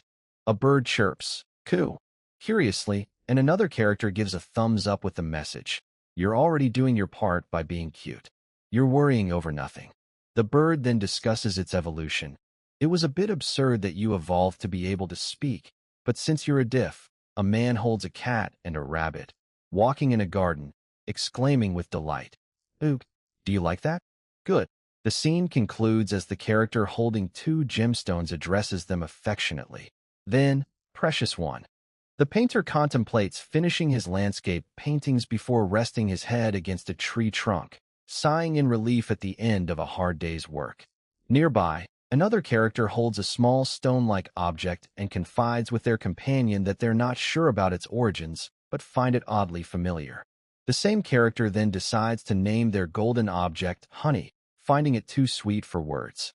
A bird perches on a branch, chirping in admiration at the painter's kindness. "To think you don't hate this. You're truly merciful." The painter, now more focused than ever, returns to his canvas with renewed determination and begins sketching a circular frame on the wall. With a deft touch of his brush, he brings ocean waves to life on the paper, their gentle curves reflecting his serene state. As they continue their journey through a surreal landscape, two figures walk side by side through swirling flames and abstract shapes, each step bringing them closer to an as-yet undiscovered dimension. Geo, the art teacher trapped inside his paintings, stumbles upon another dimension, a glowing canvas on an easel in a dimly lit studio. As he gazes at it, he hears the voice of azuresenses.com whispering softly, "The corresponding dimension has been found." A figure dressed in black lies asleep on a bed nearby, oblivious to the cosmic shifts unfolding around him. Outside, by the tranquil water, stands his quaint house, an idyllic setting that soon takes on new meaning as Geo contemplates the mysterious locations named in his paintings: Breathing Sea, Animal Kingdom, and City of Emptiness. He reflects on how he discovers dimensions through his landscape paintings. Suddenly, a small, glowing creature with a diamond in its mouth hovers near him, saying, "Please." As if to mark the discovery, Geo's eyes widen. He realizes this is more than just art. It's an adventure waiting to unfold. In the dimly lit room, a character in a suit takes a drag from their cigarette, shrugging with a speech bubble that reads, "Well, it's fun, so I guess it's fine." Nearby, a hand clutches a golden object encrusted with a gemstone, muttering, "Maybe the system knew my naming skills and snatched away my chance to title my." They pause mid-sentence, their eyes wide as a text bubble pops up. But what do adapter and synchronization mean here? A figure in question stares at the other, asking, "What is an adapter?"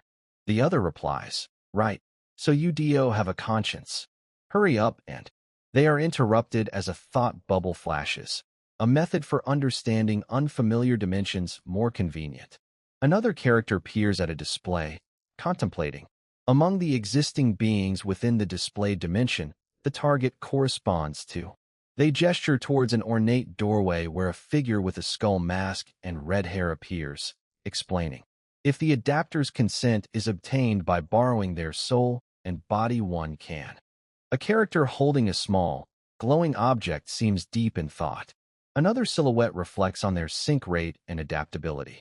And oh, if that were the case, would they have gone so far as to call them adapter? A final character looks at A. The screen prompts Geo with a crucial choice. Would you like to register it? The corresponding dimension does not exist, leaving him on edge. Kneeling before it, he feels his life getting increasingly vibrant. I can hear my life getting flashier all the way from here. A man off-panel shares in the joy of Geo's experience. Life is an incredible thing, honey. If I don't enjoy this content right now, I'm... Suddenly, a notification pops up with a resolution tip. New notification, tip, resolution problem, urging him to use JIO as the solution. Pointing at a portrait labeled Giovanni, he exclaims, "Reason enough to enjoy it." In another scene, Geo sits in a lab coat on a table with glowing blue energy, hinting at some scientific breakthrough. Frustration mounts as he laments the delivery service. What an inconsiderate delivery service. Honey isn't here either. He wonders aloud about his surroundings. So where is this? Breathing sea connected to Giovanni's mental world. Standing at a door. Another character questions, A character with long blonde hair and blue eyes is depicted in a close-up, their expression serious as they stand at a door, questioning another character's presence. The kimono-clad individual appears distressed, shouting H in alarm. A figure in a dark robe steps forward, saying hello, reflecting on their appearance as it seems eerily similar to the other person's. Geo introduces himself with a serene expression and glowing aura, identifying another character as the adapter. In response, Giovanni of the Batlon family greets Geo, stating, "It's a pleasure to meet you. I am Giovanni of the Batland family." Geo reveals he's the one responsible for adapting characters into real forms, to which Giovanni comments, "You look very much like me. If I were a foreigner, I suppose this is what I'd look like." The conversation deepens as they discuss their similarities in various aspects, and Geo admires Giovanni's kind smile, saying, "I cannot smile as kindly as you do." Meanwhile, a student is reflecting on their struggles with smiling, explaining, "I've never been good at smiling itself, so people misunderstood me quite often." The scene shifts to Geo teaching art in his classroom. A drawing of a potato captures the student's attention as one thinks about food while the lunch bell rings, followed by a playful sound effect ding ding ding dong in the text. The lunch bell rings, followed by a playful sound effect ding ding ding dong in the text. As the teacher Geo reflects on his student's nostalgic sentiments, he contemplates synchronization, asking if it's possible. He then seeks consent for a significant action involving the students. A character asks if there is any fear or resentment among them. In response to robbing something for appreciation, another character asserts they are not robbing and are already dead. As their soul returns to the sun while their body becomes earth and is buried, Geo ponders the state of land flooded by seawater. A suited figure with purple hair stands against a wall, then inquires about Giovanni's homeland being flooded, discovering it was swallowed by seawater. The distressed character grapples with this reality. The character's voice echoes underwater as they share their story. The fact that your homeland was destroyed seems like far too deep a story to tell. Below them, Fish and Bubbles listen intently as the dialogue continues. "Yes, I will listen closely. What remains in that world now is probably only. The planet has shrunk into a dungeon-like structure with rules, prompting reflection on concepts from the past.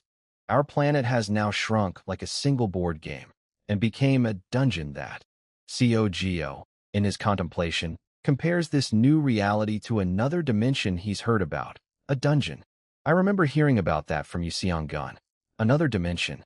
He explains with a touch of revelation. "It was a concept that did not originally exist in our world, so I didn't know." A cloaked figure with glowing eyes appears upside down, surging forward with intensity as the dialogue shifts. "But we are by no means the same person. We are simply two people who miraculously share a great many things in common."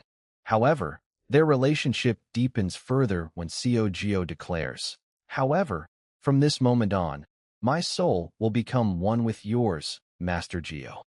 The scene shifts as another character speaks of their own reincarnation and merging souls. You might call it some kind of resurrection and reincarnation. "I will seep into you, spend more time, make memories." A serene scene unfolds with a tree and glowing orbs, suggesting a peaceful moment amidst the transformation. And the root? Cogio pondered, lost in thought as an unfamiliar concept echoed through his mind. It may still be an unfamiliar concept to you, a voice said, implying that even though they were discussing it, it was beyond their comprehension. The conversation shifted to the mysterious place called the Root, where Cogio resided. He wasn't alone in this knowledge. Another character shared the same revelation. So we cannot know what name it actually has or what rules and form it possesses, a cosmic figure reflected, adding depth to the discussion. With humble resolve, one character vowed to answer any call that came their way. For a humble soul like me, all I can do is answer the call and respond to you. Another character, clasping hands in prayer, added, however, if possible. The question lingered as they sought refuge under the protection of the sun god from another world. Would you look after the sun god of the world I came from? A character in a black outfit adjusted their collar, while another expressed doubt and shared similar concerns. Me? I'm only an ordinary human being. So how could I? So much pressure. The dialogue delved into the fate of gods and the consequences of being forgotten. But unless it's the root, even a god is eventually forgotten if it has no belief, they pondered. A dramatic scene unfolded with a fiery background and text reminding them to remember their purpose. Simply remember him, urged a celestial figure with wings, offering advice on borrowing power from. Cogio stands before a glowing figure, contemplating borrowing power, his mind racing as he considers the celestial advice. Off-panel, a priest shaped by sunlight offers. A priest shaped by sunlight. I swear it won't be too burdensome for you.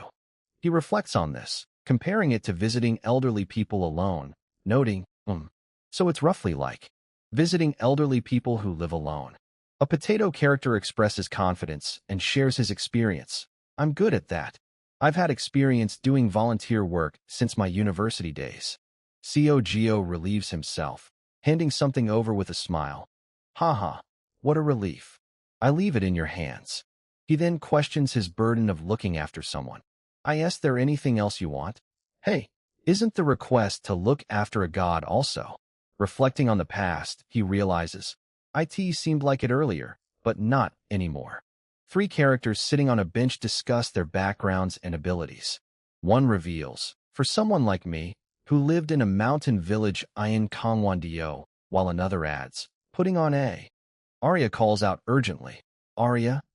Cogio responds, Arya? He then introduces his student with a sense of duty. That's the name of. Cogio pleads desperately, please, give her an ending, as he searches for any solution to the unfolding narrative. The camera zooms out from his worried face to reveal a quaint house nestled in a lush forest, where a golden fish with jewels on its belly swims gracefully. Suddenly, a figure clad in a cloak appears in profile, looking up towards an unknown direction, perhaps harboring secrets or seeking answers. Giovanni's quest objectives are then shown. Communicate with the sun god 0 firsts, and give the little mermaid and E. The tension builds as a ghostly figure with a sad expression is seen, the sound of a door creaking ominously in the background. Cold and harsh, text overlaid reads, cold, too harsh to endure, hinting at the character's struggles. A comforting voice soothes one character, saying, Dad's okay, honey. Cogio's anguish is palpable as he experiences intense pain, his flesh being torn apart physically and metaphorically. The scene cuts to a mysterious splash of ink with Korean text in the background, leaving viewers puzzled. Whose senses are these? Finally, an assimilation rate of 1% appears on screen, adding an element of intrigue and tension to Cogio's ongoing ordeal as he draws scenes with dramatic lighting and flowing lines. Cogio clutches his chest, finding solace in his own resolve as he mutters, I'm all right. In a contemplative moment amidst jagged rocks and a vast sky, a figure sits lost in thought. There is no problem, they declare with confidence. The scene shifts to reveal a character with long hair and a glowing eye, their expression enigmatic. Suddenly, a figure draped in white appears beside them. their presence both mysterious and reassuring. "I don't regret it," the second character affirms, their words heavy with conviction. Below, another distressed Geo sits on the ground, his body language reflecting sheer exhaustion or despair. Above him, the blonde-haired figure smiles warmly, gazing up as if in remembrance. "I was happy." A soft light blinks, and a sudden disappointment rings through. "How terrible, Isaac." As the character reflects on their surroundings, they note, "There's a sun everywhere you look here," though a sense of foreboding lingers. Then, without warning, a light bulb shatters against the backdrop of this surreal landscape, leaving an air of unsettling finality. A glowing object streaks across the night sky, leaving a trail of light that hints at something otherworldly. Simultaneously, a hand presses a button on a laptop, indicating a desperate attempt to find answers or escape their predicament. The scene cuts to a character with red hair and a bandana covering one eye, wearing a studded leather jacket, who appears wary yet determined. A speech bubble appears next, urging the group to take preventive measures, but it's clear these actions may not be enough in this surreal world. The camera then zooms out on a notice that reads, "Recently, there was an unfortunate disturbance," setting off a wave of curiosity and concern among those gathered around. A close-up shows the green-eyed character with dark hair, eyes wide with alarm as they discuss this new official notice. Two other characters stand in front of a door, their silhouettes casting eerie shadows against the darkness. They debate the mysterious black cloak figure mentioned on the notice. Some believe it's just another prank, but others are convinced there's more to it. The tension mounts as they ponder whether Geo, the new employee and cloaked figure, is a person or something else entirely, adding layers of mystery to their already strange situation. Interpreting the world through his unique lens, Co Geo and his fellow teachers, Interpret and my ass, engage in a tense conversation that hints at something beyond the ordinary. The mysterious figure with glowing eyes looms large as they debate his nature, certain he's not human despite appearances. In the next frame, another teacher, hesitant about an idea, expresses concern over workload increases. A man in a suit sighs heavily, reflecting on their responsibilities and the occasional influx of extra work. "Still," he murmurs, "they do pay us accordingly." The thought bubble containing "true" signals a contemplative pause in their discussion. Two characters then make mention of Schrodinger's human and ghost connection, linking it back to recent commotion. The guild leader decides they can now leave alone, emphasizing safety over interference. With this decision made, everyone agrees to follow the rules at hand.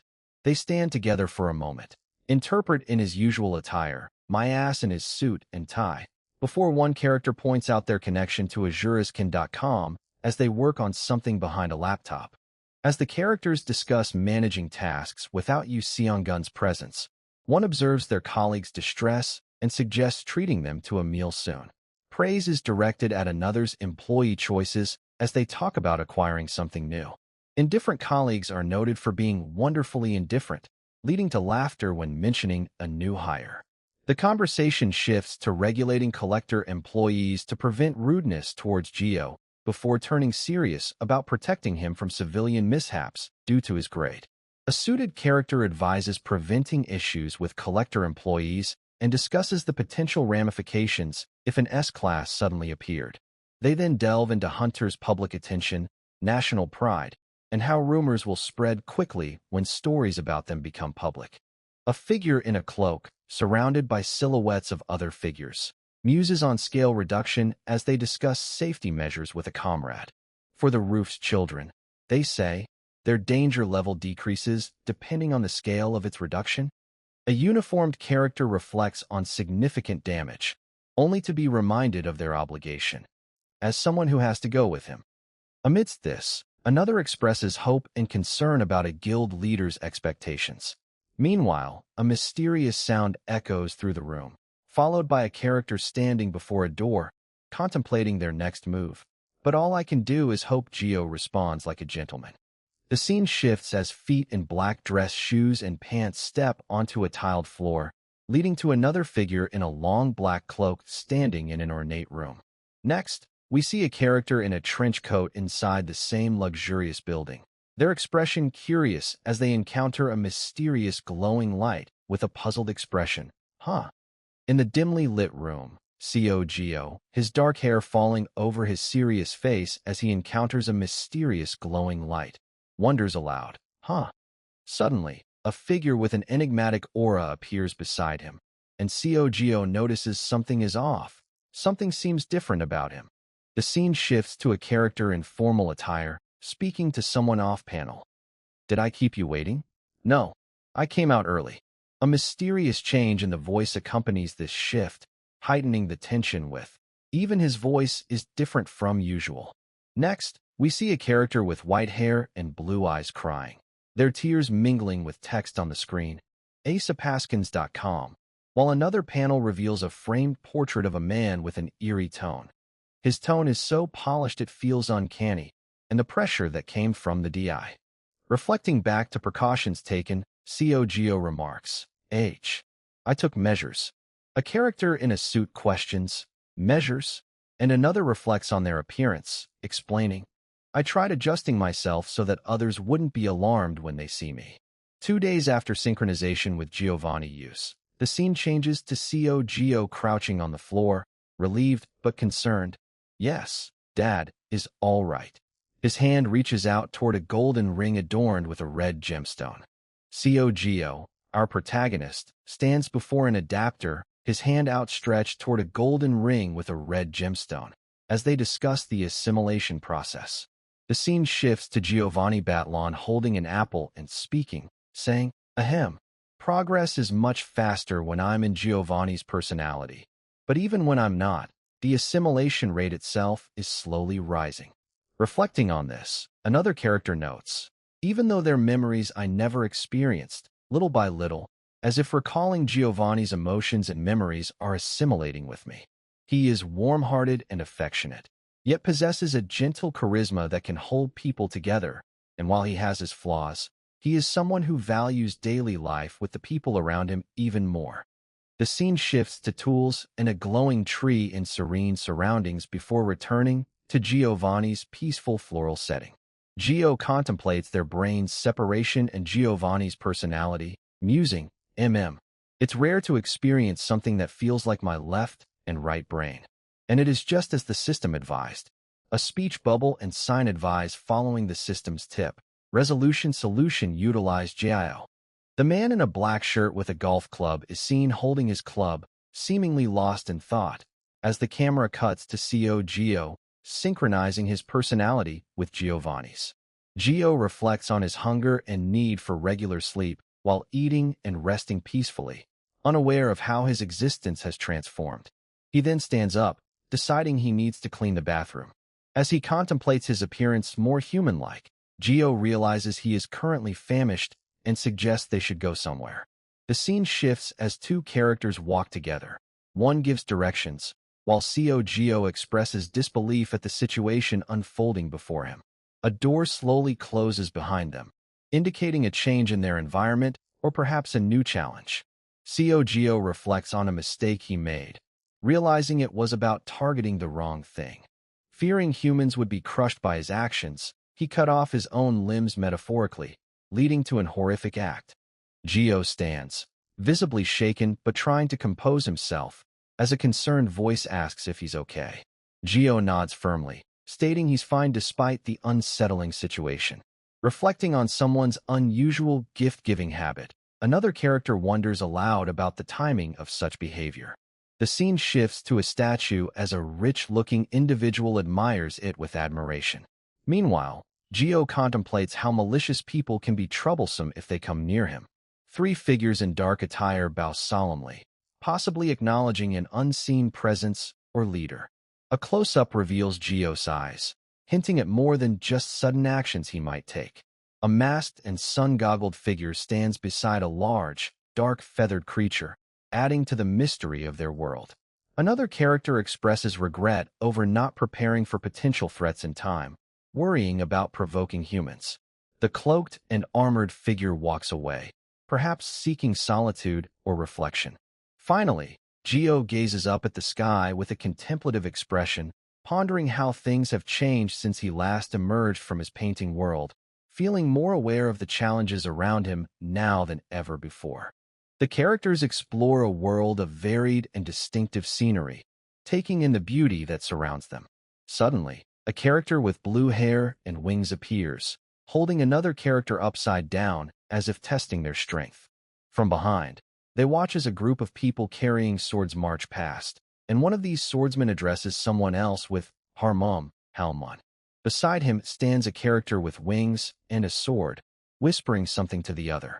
As Geo reflects on his status, he's complimented for their aura, with Geo responding, "As expected. Even after lowering my grade, I'm still drawing attention." A hooded figure instructs someone else to keep their cloak hood on, saying, "For now, just in case, let's keep your cloak hood on," which the other character confirms with a nod. They discuss taking an elevated train to a restaurant and marvel at how incredible it is to see such modern marvels in this futuristic setting. The hooded figure hands over their card for fare payment, saying, "For the fare, here, I'll give you my card," offering unlimited spending power with the comment. "If there's anything you want to buy, you can use this." There's no limit to what they can purchase. A cloaked figure stands at an entrance, tapping a glowing card with a shutter. "Why would you give me a card with no limit?" a character exclaims fearfully. Nearby, a security guard looks on, his eyes wide as he tries to tap the same card. The atmosphere is tense as another hand leaves a mysterious mark on a glass surface. Two characters stand by a seemingly deserted train platform. It feels like public transportation, but there aren't many people around. One of them, in a black jacket with white hair and blue eyes, gestures dismissively. They watch as the train departs without much fanfare. On another platform, two figures discuss the cost of public transport, noting that it's too expensive for most people to afford regularly. The scene shifts to a subway station where they continue their conversation about economic inequality. One character observes the time and notices an unusually low number of passengers. Typically there are 10 or more, but only 8 people at 8:38 a.m. Confused, one asks if this is the middle of work, to which another responds in disbelief. "Did I just hear that wrong?" The discussion about society's dynamics continues as they realize everyone seems to be working, yet even with their presence, there are fewer than usual riders on public transport. As they walk through a snowy urban landscape, one character ponders their return to society and the oppressive nature of capitalism, muttering, "Maybe rather than returning to society and becoming a slave to capitalism again." Nearby, a figure in a hooded cloak walks away, questioning, "Is human rights not a thing in this country?" The scene shifts to a snowy scene where a thief stands, and the character remembers a bunjop pang given previously. "Oh right, do you remember the bunjop pang I gave you before?" The other responds with gratitude in a speech bubble. Yes. I'll give you a token of gratitude soon." Despite reluctance, the first character agrees to do something anyway, saying, "You really don't have to?" Well, anyway, as they continue their journey, they discuss street food options, with one character suggesting, "That's what you'd call street food. If we're lucky, we might find some while They order 3 red bean and 2 custard from a street vendor. The conversation turns to the variety of foods they want to include. It's not just bunjop pang. There should be takoyaki, egg bread, and odin, too. 2 characters are then seen sitting on a train. One in black robes asks, "Do you know Odin?" The other feels misunderstood.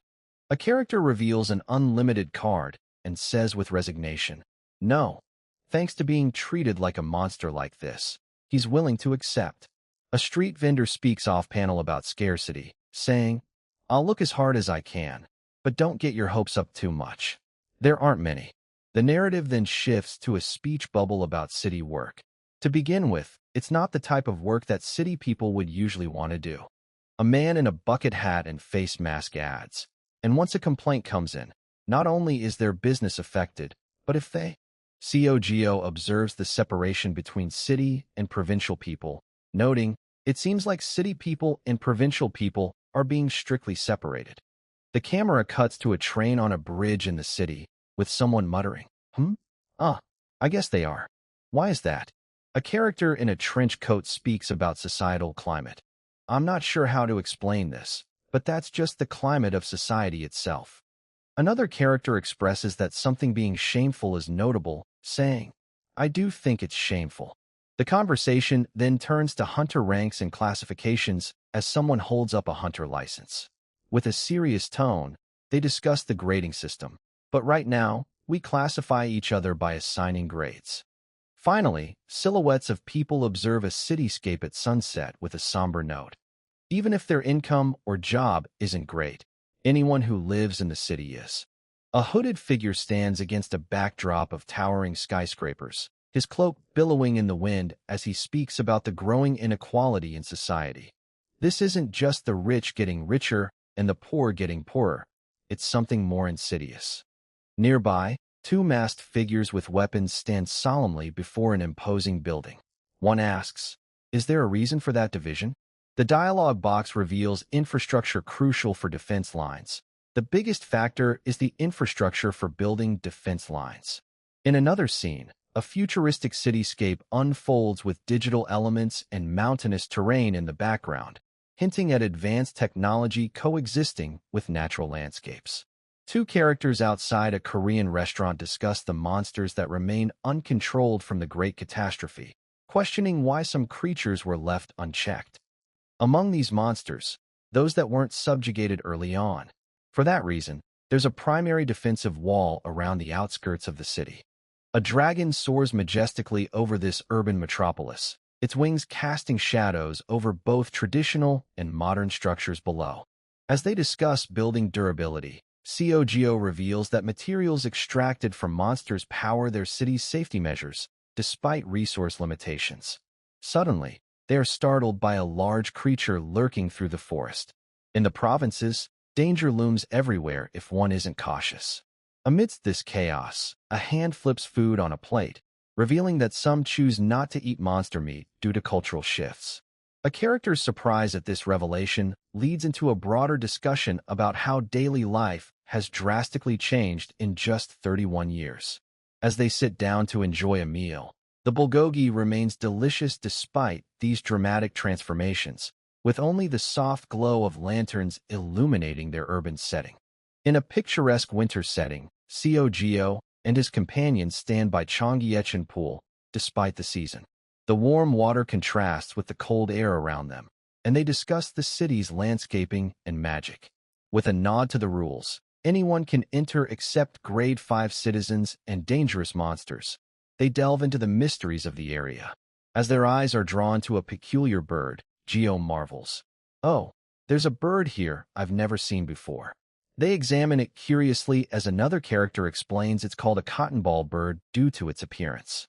The conversation shifts to a hooded figure who reveals they've encountered similar creatures that can coexist now. When asked about his appearance and the bird's interest in him, Geo finds himself complimented on his charm. One suggests trying the warm water. The water's warm too, so try dipping your feet in. As the companion hesitates, Geo reassures with a smile. It's fine. There aren't many people around at this hour anyway. Stepping into the water quietly, he feels its distinct scent, noting it smells different from past waters. As the camera pans over the shimmering water, an admiring voice exclaims, "It's beautiful water, clear and deep." The scent is unmistakable and strange, sweet, yet different from anything Geo has encountered before. A character with white hair and a cigarette in his mouth turns to observe, their eyes narrowed as they ponder the unfamiliar smell. Water with a strange, sweet scent, he murmurs thoughtfully. Another figure stands nearby, thinking aloud. Geo? The water takes on an uncanny resemblance to the sea Geo had longed for. Water that resembles the sea in that place. A questioning voice follows. Why does this place smell like the SEA? Suddenly, a freezing effect engulfs them all, and a character with blue hair and green eyes softly calls out, Geo. Another figure with long blonde hair and a hat is surrounded by water effects. They reply, okay, in an urgent tone. An apologetic speech bubble pops up. Beyond. A dramatic scene unfolds as one character addresses another. You, while the other asks, you're SEO JIO, right? In a dimly lit environment, two hooded figures converse solemnly. That's right. In a dimly lit hallway, Cogio introduces himself solemnly. My name is Jio. The camera shifts to reveal a determined figure with white hair who hands over a room key card, saying, "Here, this is your room key card." A neighbor informs him of their location and dinner plans before confirming, "Right," as they prepare for the evening. Cogio says goodbye, advising rest. "Then get some rest. See you later." As night falls, a figure crouches in the hallway, reflecting on an earlier mysterious sighting. "That thing I saw earlier. Blue-haired and wearing a white hat," another character exclaims, "wasn't human." Cogio contemplates his identity and introduction in Korea, noting, maybe because he was conscious of himself being in Korea, but Jio has been intro. He then questions someone about a change they've noticed. After seeing that change, I deliberately asked if he was Seojio. A distorted close-up with jarring colors and lines reveals the main character, Gio, who has redefined himself as simply Jio instead of Seojio. He leans against a wall, his expression one of distress. A voice reflects, "I let my guard down because his grade had dropped." Meanwhile, another figure in a cloak struggles to disguise its true form. And no matter how closely it dresses itself up to resemble a human, it can never beck. Nature itself assumes the form of a human. Gio is terrified as he watches a hand manipulating water with a sword. In another part of the room, a character on a laptop reacts with shock, terrifying. Meanwhile, in the background, someone admires the view from the 45th floor with excitement. "So this is the view from the 45th floor. RR000. Gio holds a glowing object, pondering, "Really? Daddy's in a good mood too." He speaks to it. "It's a shame I can't feed you, since I BROUG." As he lies on the bed with a speech bubble above him. "Yes. When we go back, let's make whatever we want with the leftover fruit syrup." Gio's head was completely empty, but still, things had been going smoothly so far. A gloved hand held another character down, trying to mimic a human form. In the meantime, a gloved hand held a watch with a speech bubble stating, "Please let this trip end without anything happening." Gio reacted once again to the water, and it splashed dramatically in the canal leading to the restaurant. Suddenly, Gio shouted out loudly. The scene cut to him standing amidst falling snow, wearing a hat and cape, as he tried to calm someone. "You're scaring the driver." A character leaned over another, with the word love written above them, showing an intimate moment. Another character on a boat expressed curiosity about the waterway. I'm sorry, I've never seen a waterway like this, so my curiosity." The salty breeze hit Gio's face as he observed the scent of the sea, his eyes narrowing slightly with curiosity. "Even so, this place smells of the sea too." On a boat, another character tried to restrain him, saying, "If you act like you're about to jump off the boat all of a sudden." Gio sighed in relief. "I was just worried you'd get hurt, so it's fine. Thank you for understanding." His eyes closed briefly as he remembered something poignant. A speech bubble floated up with text asking, "Do you perhaps like the sea?" They were on a boat in turbulent waters now, three figures struggling against the force of nature. The panel described the effect of aquatic monsters on water levels. The water here is affected by aquatic monsters, which raise the water level. As they sailed through Cheongyecheon earlier, Gio wondered aloud. "It was the same at Cheongyecheon earlier. I wonder if you especially liked it." A hooded figure with a mask replied nonchalantly, No. Gio hesitated. But. Reflecting on Giovanni's opinion, he muttered to himself in a low voice, "I think Giovanni likes it." He held hands with another character and said with conviction, "I believe he likes it." The character on the boat, cloaked and white-haired, scratched their head with a puzzled expression, muttering, "What kind of yes answer is that?"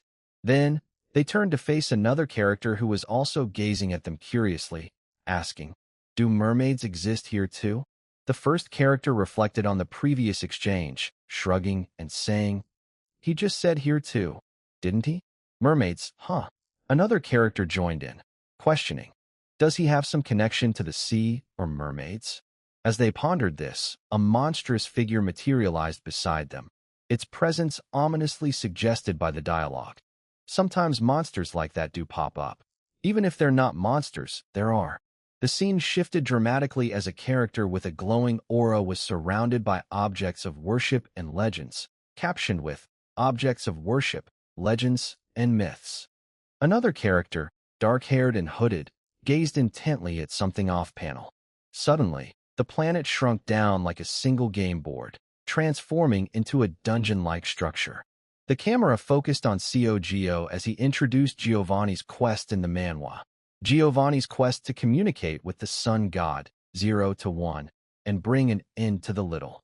Finally, a hooded figure spoke softly. "We're here, sir," while another character expressed admiration for a restaurant, exclaiming, "Ooh, what a gorgeous restaurant."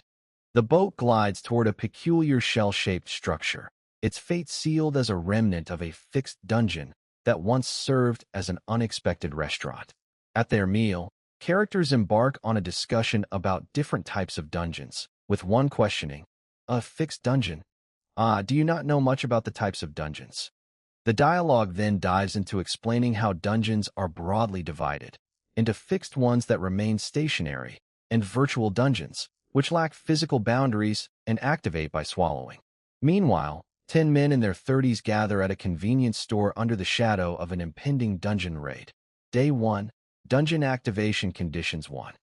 A hooded figure reflects on the unfairness of ending up here, muttering, "That sounds incredibly unfair. To think you could go to a convenience store and..."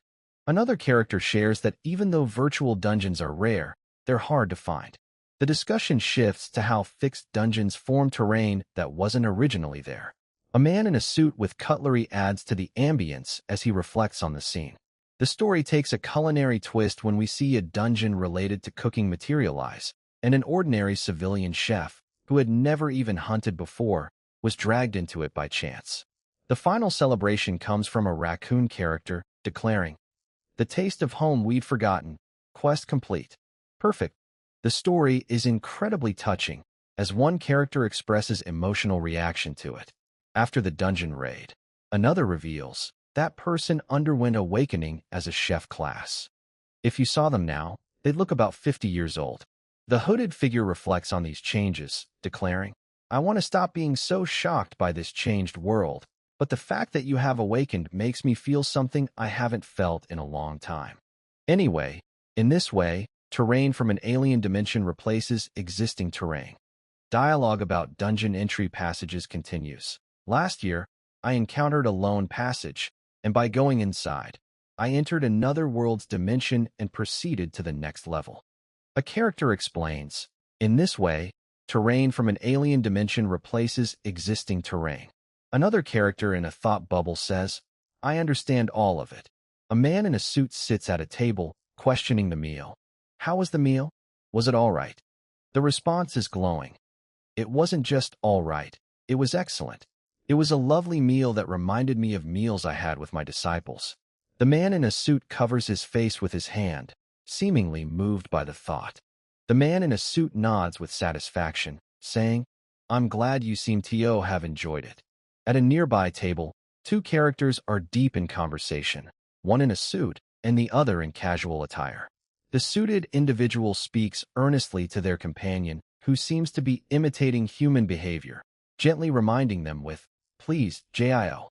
If you're going to imitate humans, at least pretend to pay attention." Panel text reveals, "Humans are more social creatures than you think." As they discuss leaving for Gyeongbokgung Palace, one character proposes, "Let's get out of here quickly. Then shall we head to Gyeongbokgung Palace?" No. A hooded figure stands in a dimly lit room, gazing out of the frame. In another panel, characters speak about past field trips with their class, sharing, "I took my class there on field trips a few times." The scene shifts to a contemplative moment where someone muses, "I wonder if those children are living well in a world like this." A hooded figure appears serene and thoughtful. With anticipation in their voice, another character says, "I'm looking forward to it." The video then cuts to an image of a kite gracefully flying over a cityscape at night, with the characters' voices echoing, "Fun." As they prepare to bid farewell to hunters, one character concludes. In the traditional attire, one character stands proudly as their companion admires their outfit with a smile. That suits you, Gio. It was a reminder of how much things had changed since they first arrived here. Gio musing on his past chaperoning duties in Hanbok. The scene shifted to an adult addressing a group of children in traditional Korean attire, the man's voice full of warmth despite the kids' boredom.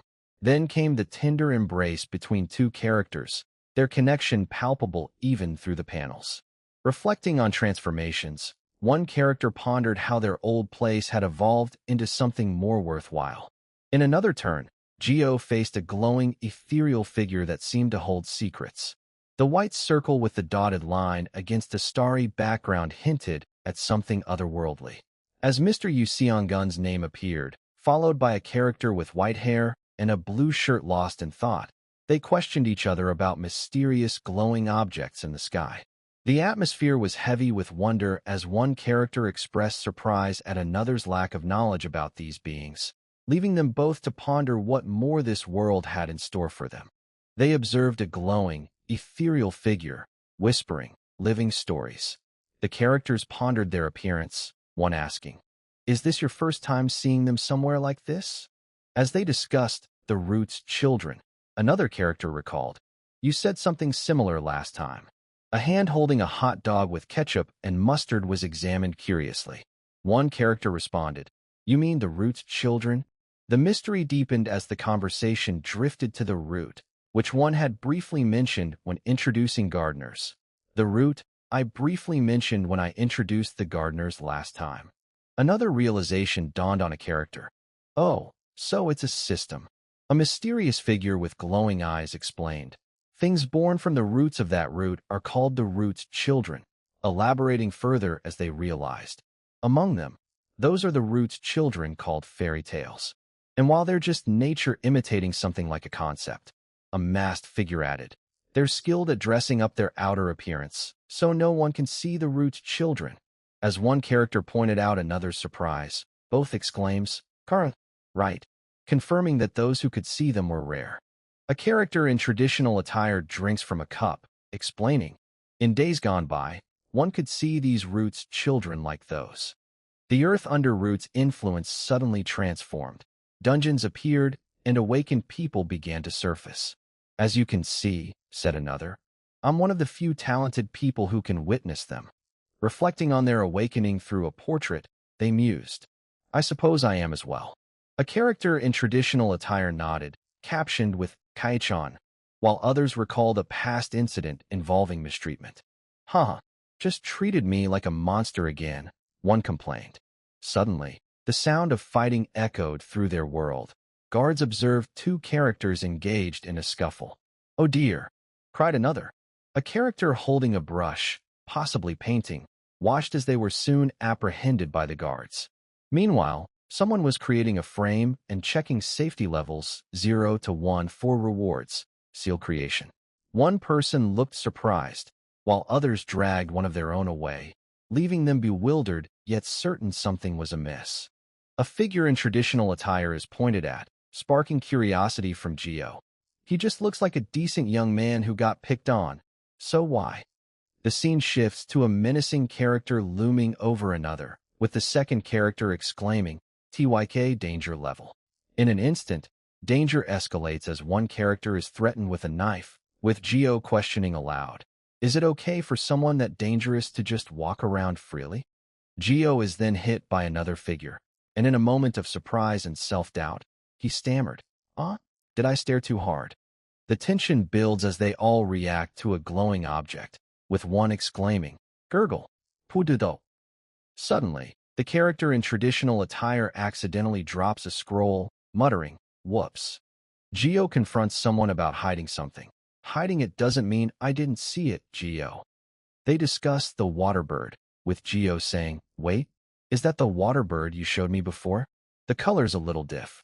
Confused and resigned, another character remarks, "It seems so, right? I guess it's about time Earth ended again."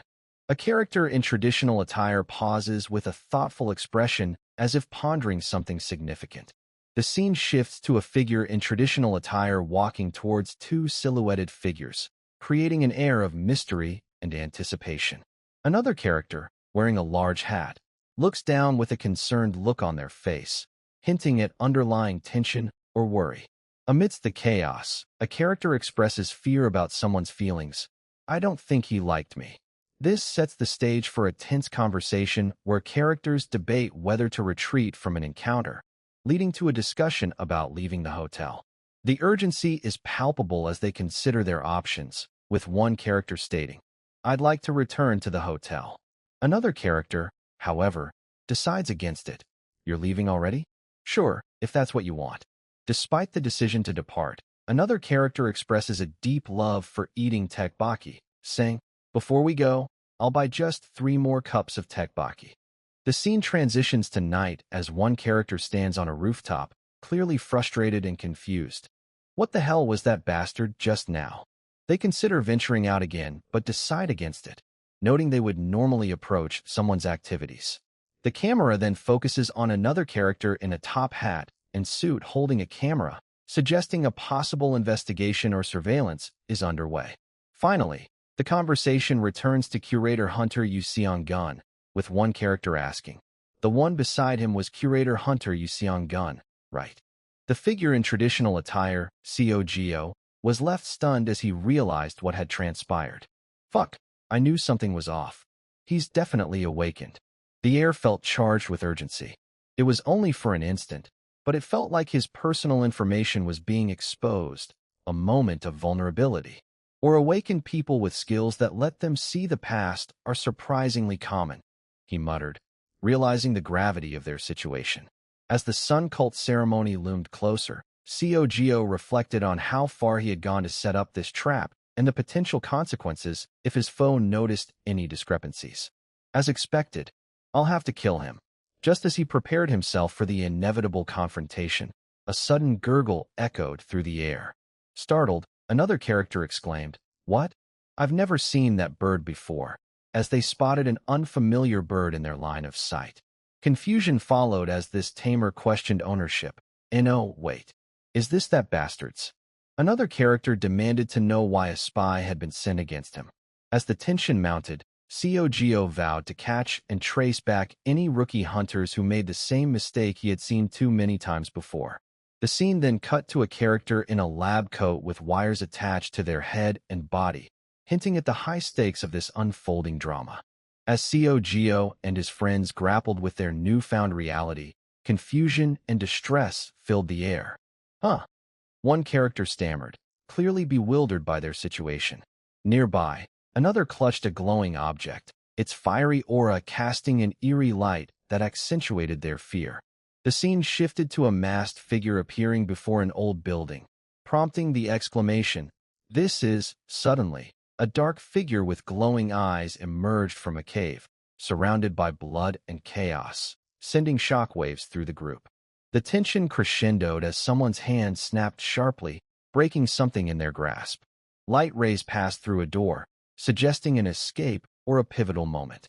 In a close-up, 2 characters found themselves on the verge of a kiss, their expressions reflecting both intimacy and anxiety.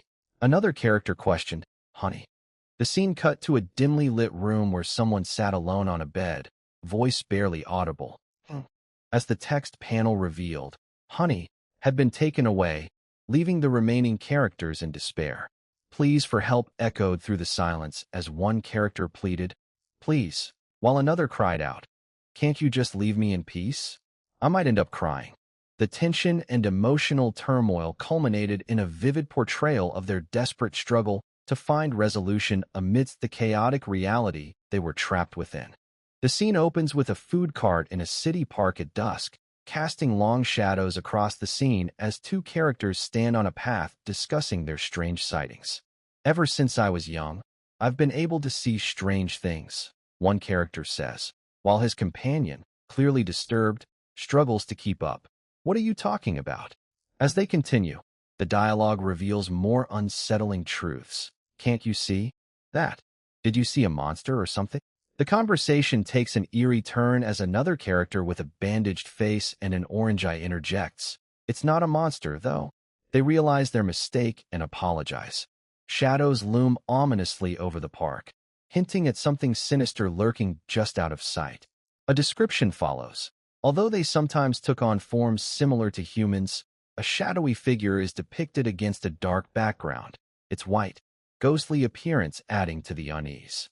On a piano in dim light, another character perches, observing something off-panel with an unsettling sense of foreboding.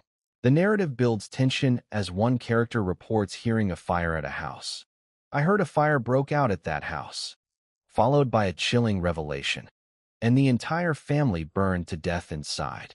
The appearance of extremely dangerous entities looms overhead, underscoring the looming danger and the surreal nature of their world. The beanie-clad person mumbles, "That thing," as they recount their latest encounter with a mysterious figure trailing a woman, while a character reflects on the confusion surrounding how these entities cause death. The young girl smiles brightly behind a man, seemingly unaware of the perilous world around her. Despite sensing no malice from others, a monstrous figure with glowing eyes and sharp teeth looms ominously, its mere existence threatening to humans. Yet usually, they don't cause harm, leading some characters to decide on an easy solution. "As long as I don't provoke them first, I'll be fine." Others take drastic measures, declaring, "From now on, I'll live my life pretending I can't see them." The golden creature with a surprised expression catches the eye of one character, who realizes, "So this is where you were," only to find themselves face-to-face with Cha Yunhyuk, a bunjap pang vendor. In a dimly lit alley, Cogeo, the art teacher, finds himself trapped inside his own painting, where he encounters Cha Yunhyuk, a bunjap pang vendor. The scene shifts to reveal a hooded figure standing before a slot machine, displaying red beer starred for 1,001 each. As the day progresses, Cogeo discovers that pretending not to notice someone is no longer enough, leading him to react dramatically with a bandaged mouth and hooded headpiece. Cha Yunhyuk, surprised by the mimic's ability to mimic humans, asks about payment methods, only for the character in the hooded cloak to inform them of preferred cash over credit cards. A third-class citizen struggles to support his family as he orders a bag from Cogeo, who contemplates selling it despite his reservations. Finally, Cogeo is about to close up and bake fresh batches when someone asks if they can wait for him. A hand inserts a card into an ILWO credit card reader, and with a satisfying beep, it's processed perfectly. No need to worry as it didn't steal the card.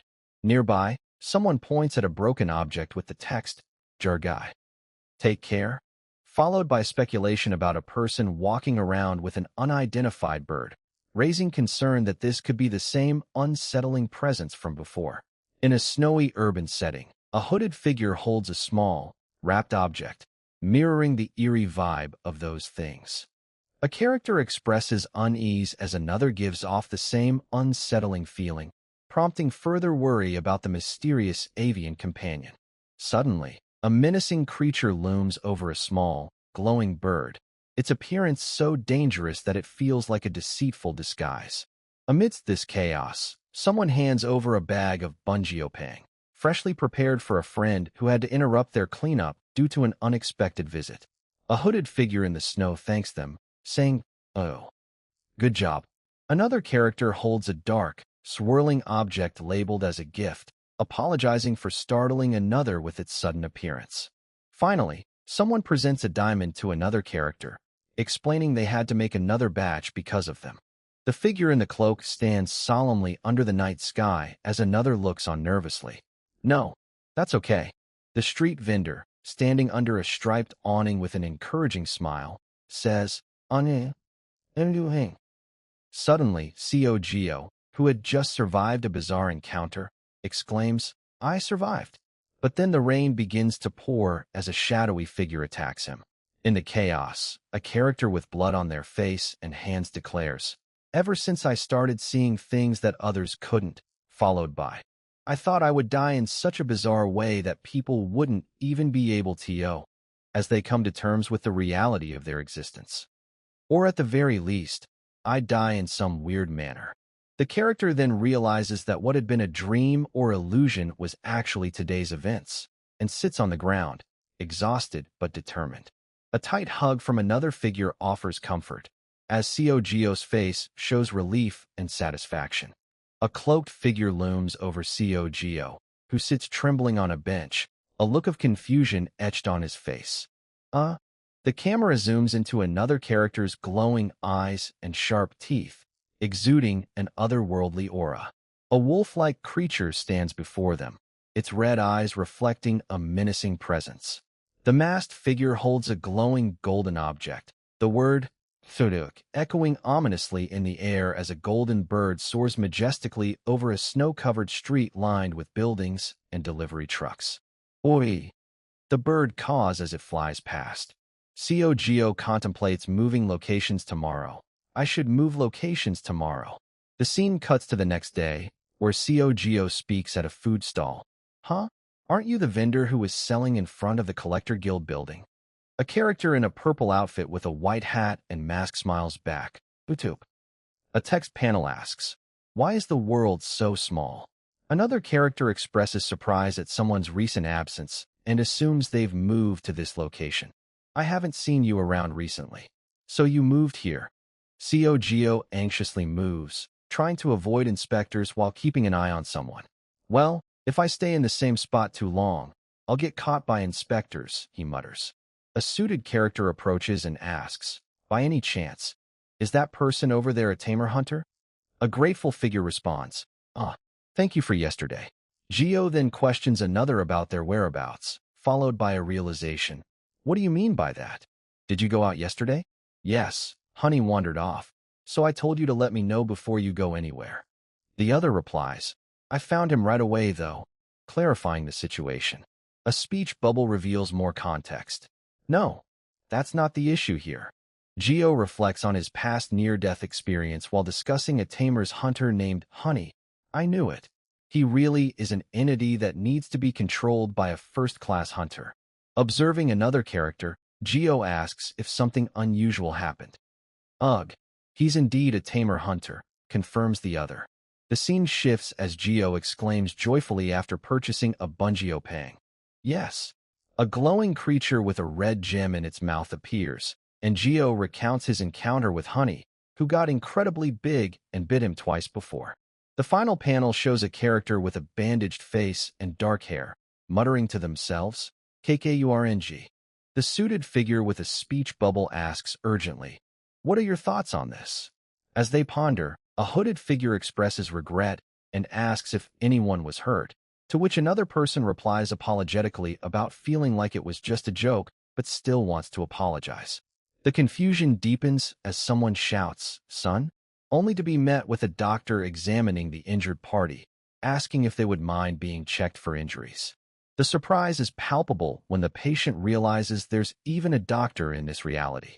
A framed portrait reveals memories of an older version of Seo Gio, and another character excuses themselves. Amidst the chaos, a determined expression shows up with blood on their face, hinting at something intense. Suddenly, a pair of black high-heeled shoes appear ominously, casting a shadow over the ground as if someone has vanished in the alleyway, leaving only their trail to follow. The scene ends with one character standing alone, staring down the empty alley, thinking that this mystery might have an unexpected end. The group's tension rose as they pondered their previous decision. I went out of my way to choose that one. Was he defeated?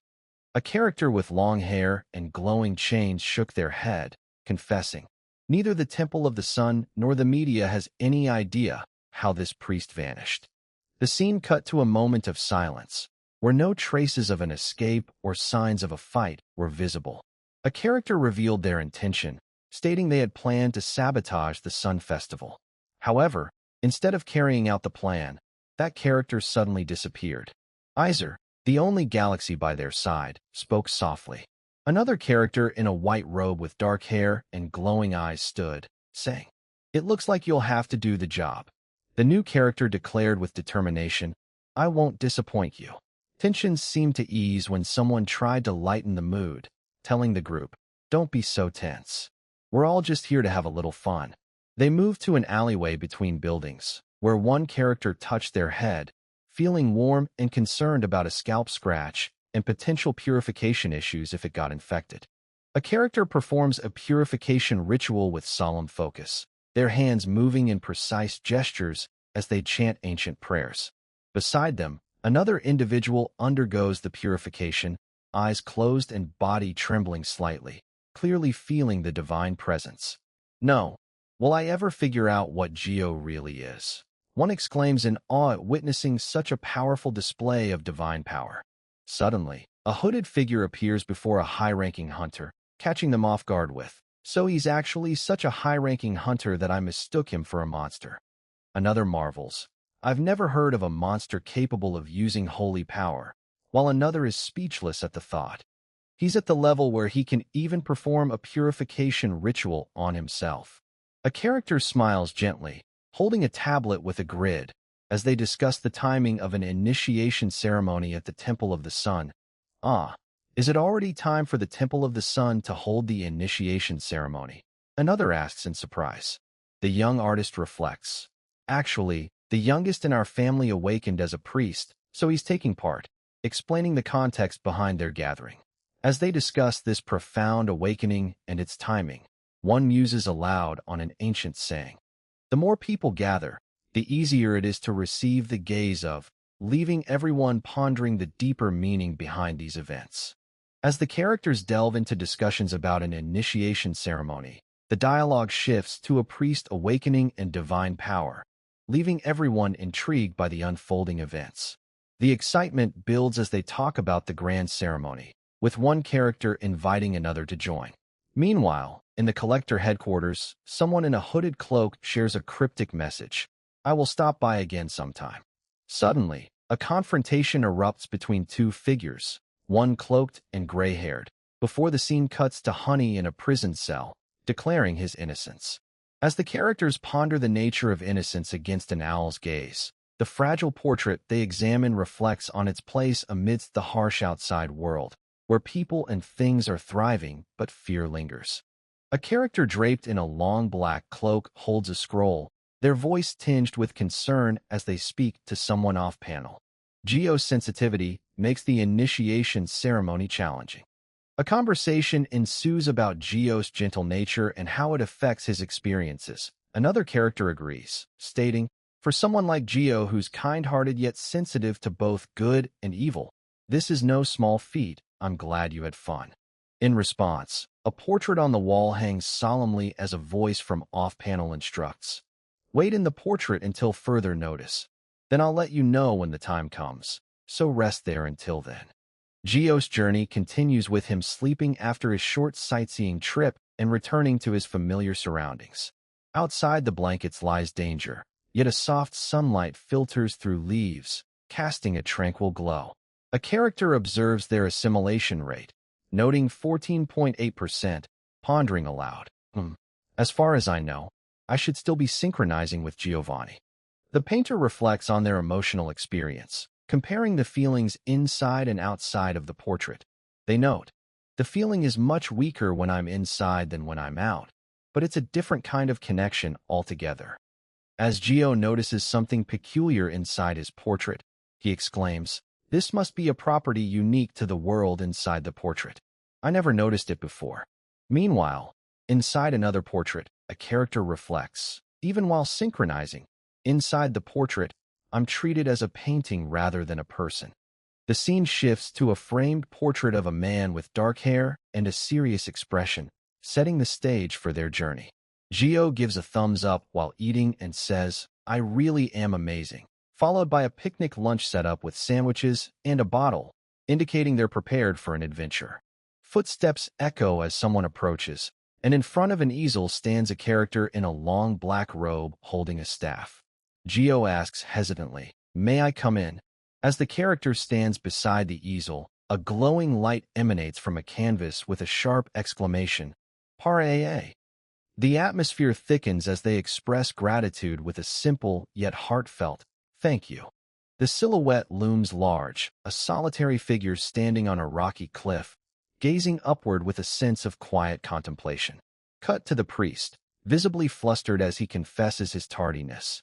"Yes, this priest of yours is terribly late."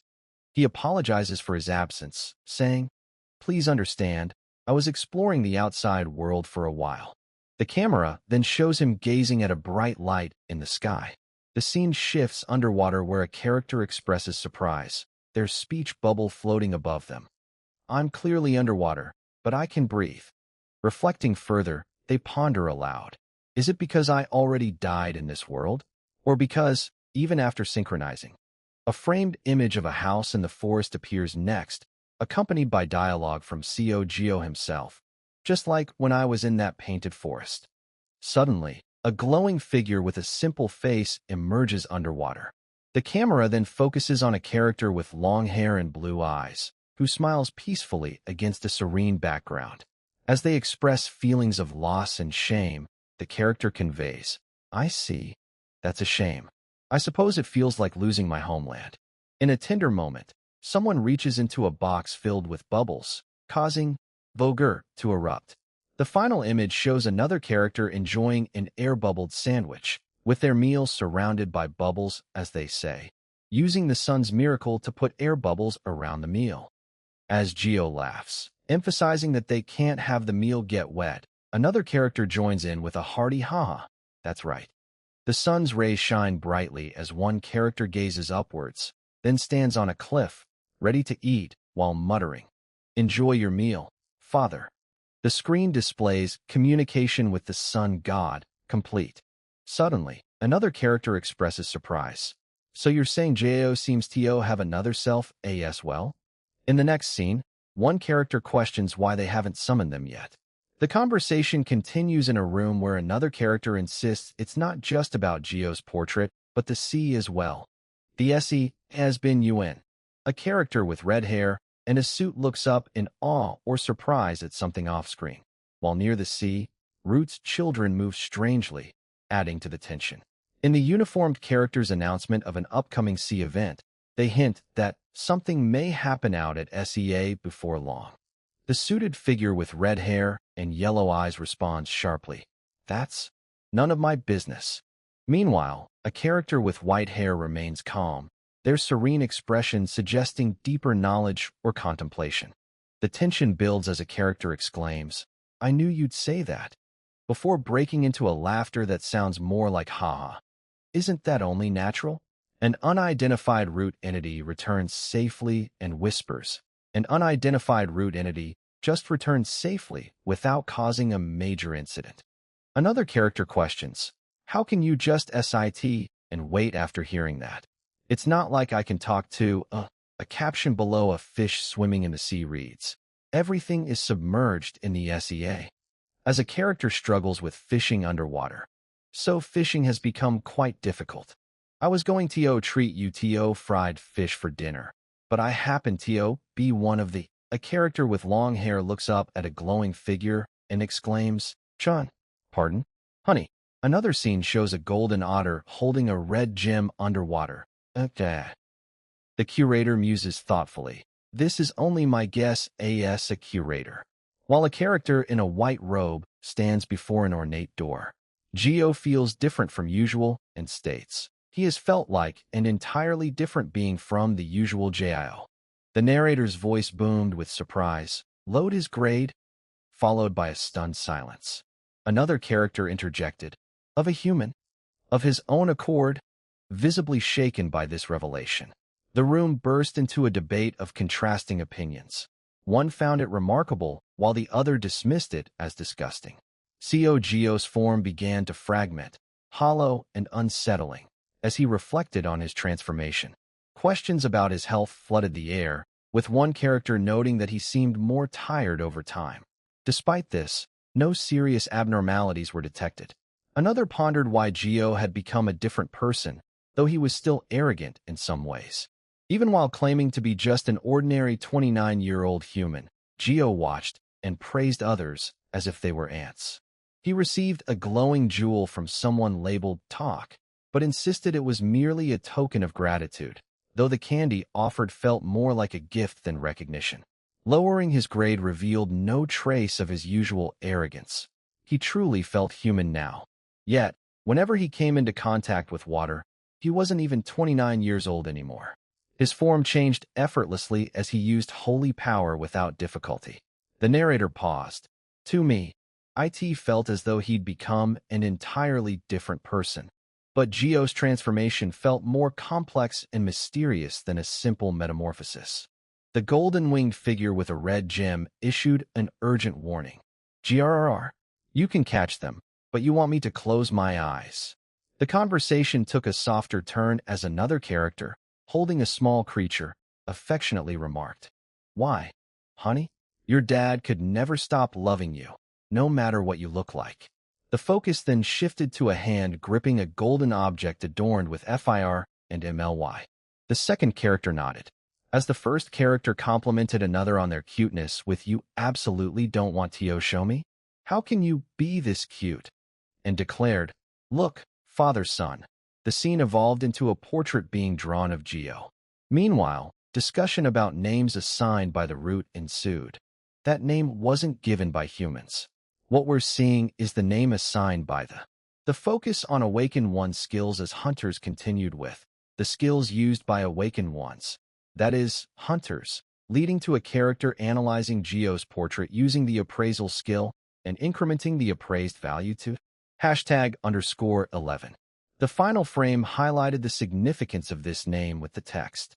That's not a name humans can simply alter or ignore, leaving viewers intrigued as they watch the scene unfold. The root itself has forbidden us, stating, "This information must not be altered or ignored," leaving viewers intrigued as they watch the scene unfold. Meanwhile, a character with long blonde hair and a dark outfit is smiling, surrounded by a serene underwater bubble, expressing reassurance with a simple laugh. A masked figure in a suit speaks about the concept of Gio, likening it to something almost like a god, leaving viewers pondering what if Gio truly represents more than just ordinary humans. In another panel, a character in a suit with blue hair and red streaks on his forehead addresses someone affectionately as father, suggesting a familial bond over fish for dinner at the cabin.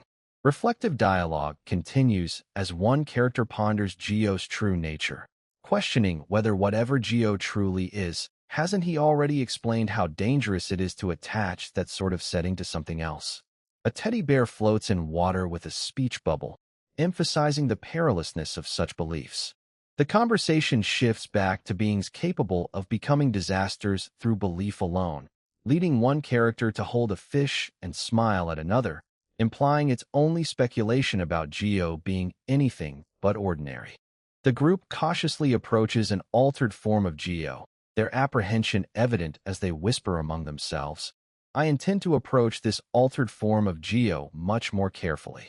Gio himself remains unfazed by any concern, believing himself human despite his true nature. A character with a sword in hand looms ominously, threatening humanity yet displaying an air of carefree indifference. Nearby, a bird-like creature carries a golden egg adorned with a red gem, which it chirps contentedly. Another character expresses disbelief at the mental capacity of any human, questioning Gio's various personalities until he finally reveals his true nature. The scene shifts to a cozy dinner setting where a chef prepares food with chopsticks, and a plate is presented, signaling that dinner is ready. Dinner's there. A person admires their meal, crisping it up with the sun's magic. Jongpagpag. They even share this deliciousness with a teddy bear, who looks on contentedly. The person sitting on a couch munches happily, declaring, happiness maybe because it's so fresh, but it's delicious however you eat it." As Co Gio, the art teacher, discusses using vegetables from his small garden patch with another character, they both agree that sounds good. The conversation shifts to preparing a hunter ID, but then turns to the mysterious bird-like being Gio drew and brought along. Curiosity builds as someone speculates about what would happen if he drew an entire landscape. Meanwhile, in the background, a teddy bear with a red bow tie sits calmly on the floor. Another character, sporting a bandaged head, walks down a path only to be surprised at the sight of tomatoes and corn in a vibrant autumnal setting. Gio's vegetable patch has inexplicably grown, and he discovers something strange among its plants, a glowing seed that doesn't seem like anything Yuziangun gave him. As he examines it closely, He wonders if this is the power inside his art. The camera focuses on a character with dark hair, framed by leaves, as their eyes widen in shock. A hand hits something hard, causing a sharp sound effect. The character stands in a dense forest clearing, surrounded by vines that seem to pulse with life and sunlit patches creating an ethereal glow. Suddenly, a fox-like creature with a red cape lies motionless on the ground amid green foliage. As they approach, they discover a deer, injured and bleeding, lying on the ground. "Oh, heavens!" they exclaim in dismay. Another character wearing a bird perched atop their hat questions, "Why is there a dead deer here?" The scene shifts to explain that this creature is called a treehorn deer, known for its elixir refining method using processed meat made by trimming the flesh. The habitat is shown to be the ruined Abela's jungle, an animal kingdom teeming with life and secrets yet to be uncovered. But then, as if pulled from another dimension, something red and ominous appears, sending shockwaves through the vines that protect the painting. These sweet potato vines, the character marvels, brimming with such powerful vitality, must have taken on a new form. Concerned about entities from another dimension crossing over, they whisper, "That's really scary. They aren't going to keep coming over from that dimension." Grr, grr. Gio's frustration bubbled over as he struggled to cope with his predicament, joined by a reassured voice offering encouragement. "You can do this too?" The teacher quickly dismissed it, saying, "This isn't a competition, honey." He then busied himself preparing a meal, donning an unusual hat adorned with antlers as he worked. "Anyway, I was just about to prepare a meal, so this works out," he muttered to himself. His conversation shifted to sharing his personal story of meat butchering. "I know a guy who lives in Majangdong. He taught me how to butcher meat." Suddenly, a hand pointed upwards, emitting a series of energetic gururu sounds in the speech bubble. The serene scene with willow branches and sunlight filtering through contrasted sharply as a bird flew over a lush landscape dotted with mushrooms and green grass, chirping softly. Puru. The tranquility was broken by the sound of chopsticks picking up a steaming dumpling.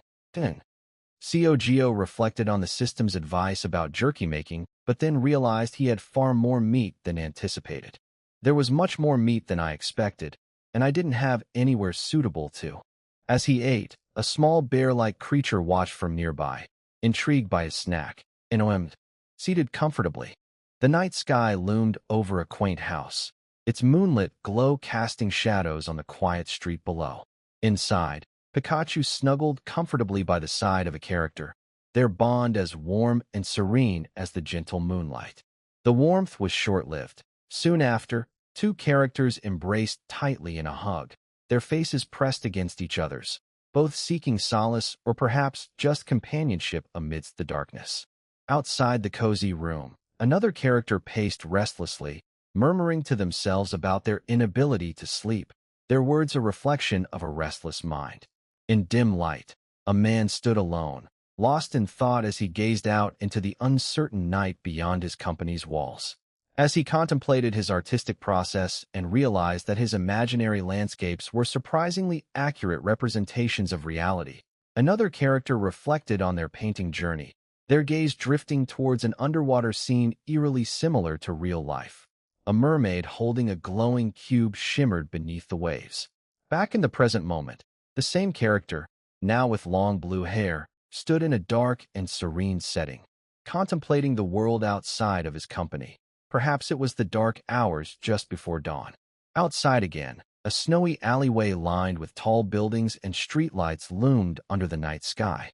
A figure stood there, lost in thought, asking aloud where they were going to mooch off next. The frustrated character sighs heavily, their frustration evident even though they're an awakened being. Even though I'm an awakened, being F-ranked still means. They reflect on their injury and abandonment by their team, muttering to themselves, "And now that I've injured my leg, I'm stuck like this." Holding a phone with a broken screen, they lament, "I need to buy my youngest a priest's robe," then grumble. "And this time, even my rent went up." As snow falls and buses stop running, another character is stranded on the streets, forced to sleep there. The buses have stopped running, so I have to sleep on the streets. They curse, this fucking sucks. Standing outside in the snow with only a few days of city stay rights left, they sigh. I got a few days of city stay rights with my Hunter ID, but I don't have enough. They contemplate finding work near a company that makes decent money, listing off possibilities like places that make money. Isn't there some company nearby that makes a decent amount of money? Places like. Suddenly, they see a framed portrait in the snow and exclaim, "WH, what crazy bastard hung a painting here?" Fearfully, they continue to stand outside in the snow, looking surprised. In the frigid snow, a cloaked figure shivers under a heavy blanket, their breathing shallow and uncertain. In a circular frame, a text reveals, "A fourth-grade citizen, HUH." Nearby, two figures are found huddled together. They seem surprisingly unharmed despite being far from shelter. A character with snow on their head gazes down, appearing contemplative. Suddenly, frustration erupts as someone exclaims, "Damn it." Another figure, caught up in the moment, shouts, "E!" before racing off on a bicycle through the snowy streets. The scene cuts to embarrassment and frustration as someone yells, "FUCK, this is embarrassing. Fuck, why the hell are they sleeping there?" Nearby, a person beams with joy at their youngest who has knitted something special for them. Another character stands in the snow beside a framed portrait, appearing lost in thought. A character looks surprised as they peer into a mirror, muttering to themselves, "HUH." Cogio recalls seeing another painting in an alley, muttering, "Isn't that the painting I saw in another alley a while ago?" He questions his memory, puzzled and frustrated. "What? Did I see it wrong before? No, I definitely saw the same one. Unless..." Suddenly, he's confronted by something bizarre. His voice rises in shock as he exclaims, "What the hell is that?" Confusion and dread fill him as he realizes, "Huh. Am I fucked?" Another character speaks formally, "Excuse me, but Gio can't focus." A figure in a mask appears amidst raindrops, eyes filled with tears. With blood on their face, the same character says, "Tut." The camera cuts to an extreme close-up of a teary eye. Gio falls hard onto the ground, his body slumping in a snowy night scene as he sits stunned and breathless. "W, what is this? UUUUGY. What was that just now? Did I almost fuck?" A clenched fist glows with power, declaring, "Na-e-him." Cha-era instinctively realized that something important was unfolding, her eyes wide with surprise as she muttered that this mysterious gem was a gift from the portrait. A masked figure gave her a thumbs up, declaring, "Good job," as if recognizing her quick insight. A loud thud echoed through the room, followed by one character's shocked gasp. "Thud? How could this happen? Stalking is a bad thing." "No, I was only worried about." The scene shifted to Cogio, his gaze fixed on a moving object, muttering, "If I keep my gaze fixed on something that's moving." Then he stood before two framed portraits, noticing how the frame moved with reality, saying, "It seems the frame that appears in reality moves along with it." A hand reached up towards a window, reflecting the cityscape below. It ended up looking exactly like I was stalking her, Gio realized, his voice trailing off. As he held up a large, sparkling diamond, Cha-era hesitated, suddenly realizing, "No, wait a second. Bunta." Then a mysterious frame followed Cha-era and handed her a gem, sparking more intrigue with the revelation. If a frame follows her around and suddenly hands her a gem. Cogio, his determined expression a testament to his inner resolve, stood before the canvas, each brushstroke a silent promise. Suddenly, he realized with a jolt that giving her a gem was not what he intended, his eyes widening as realization dawned on him.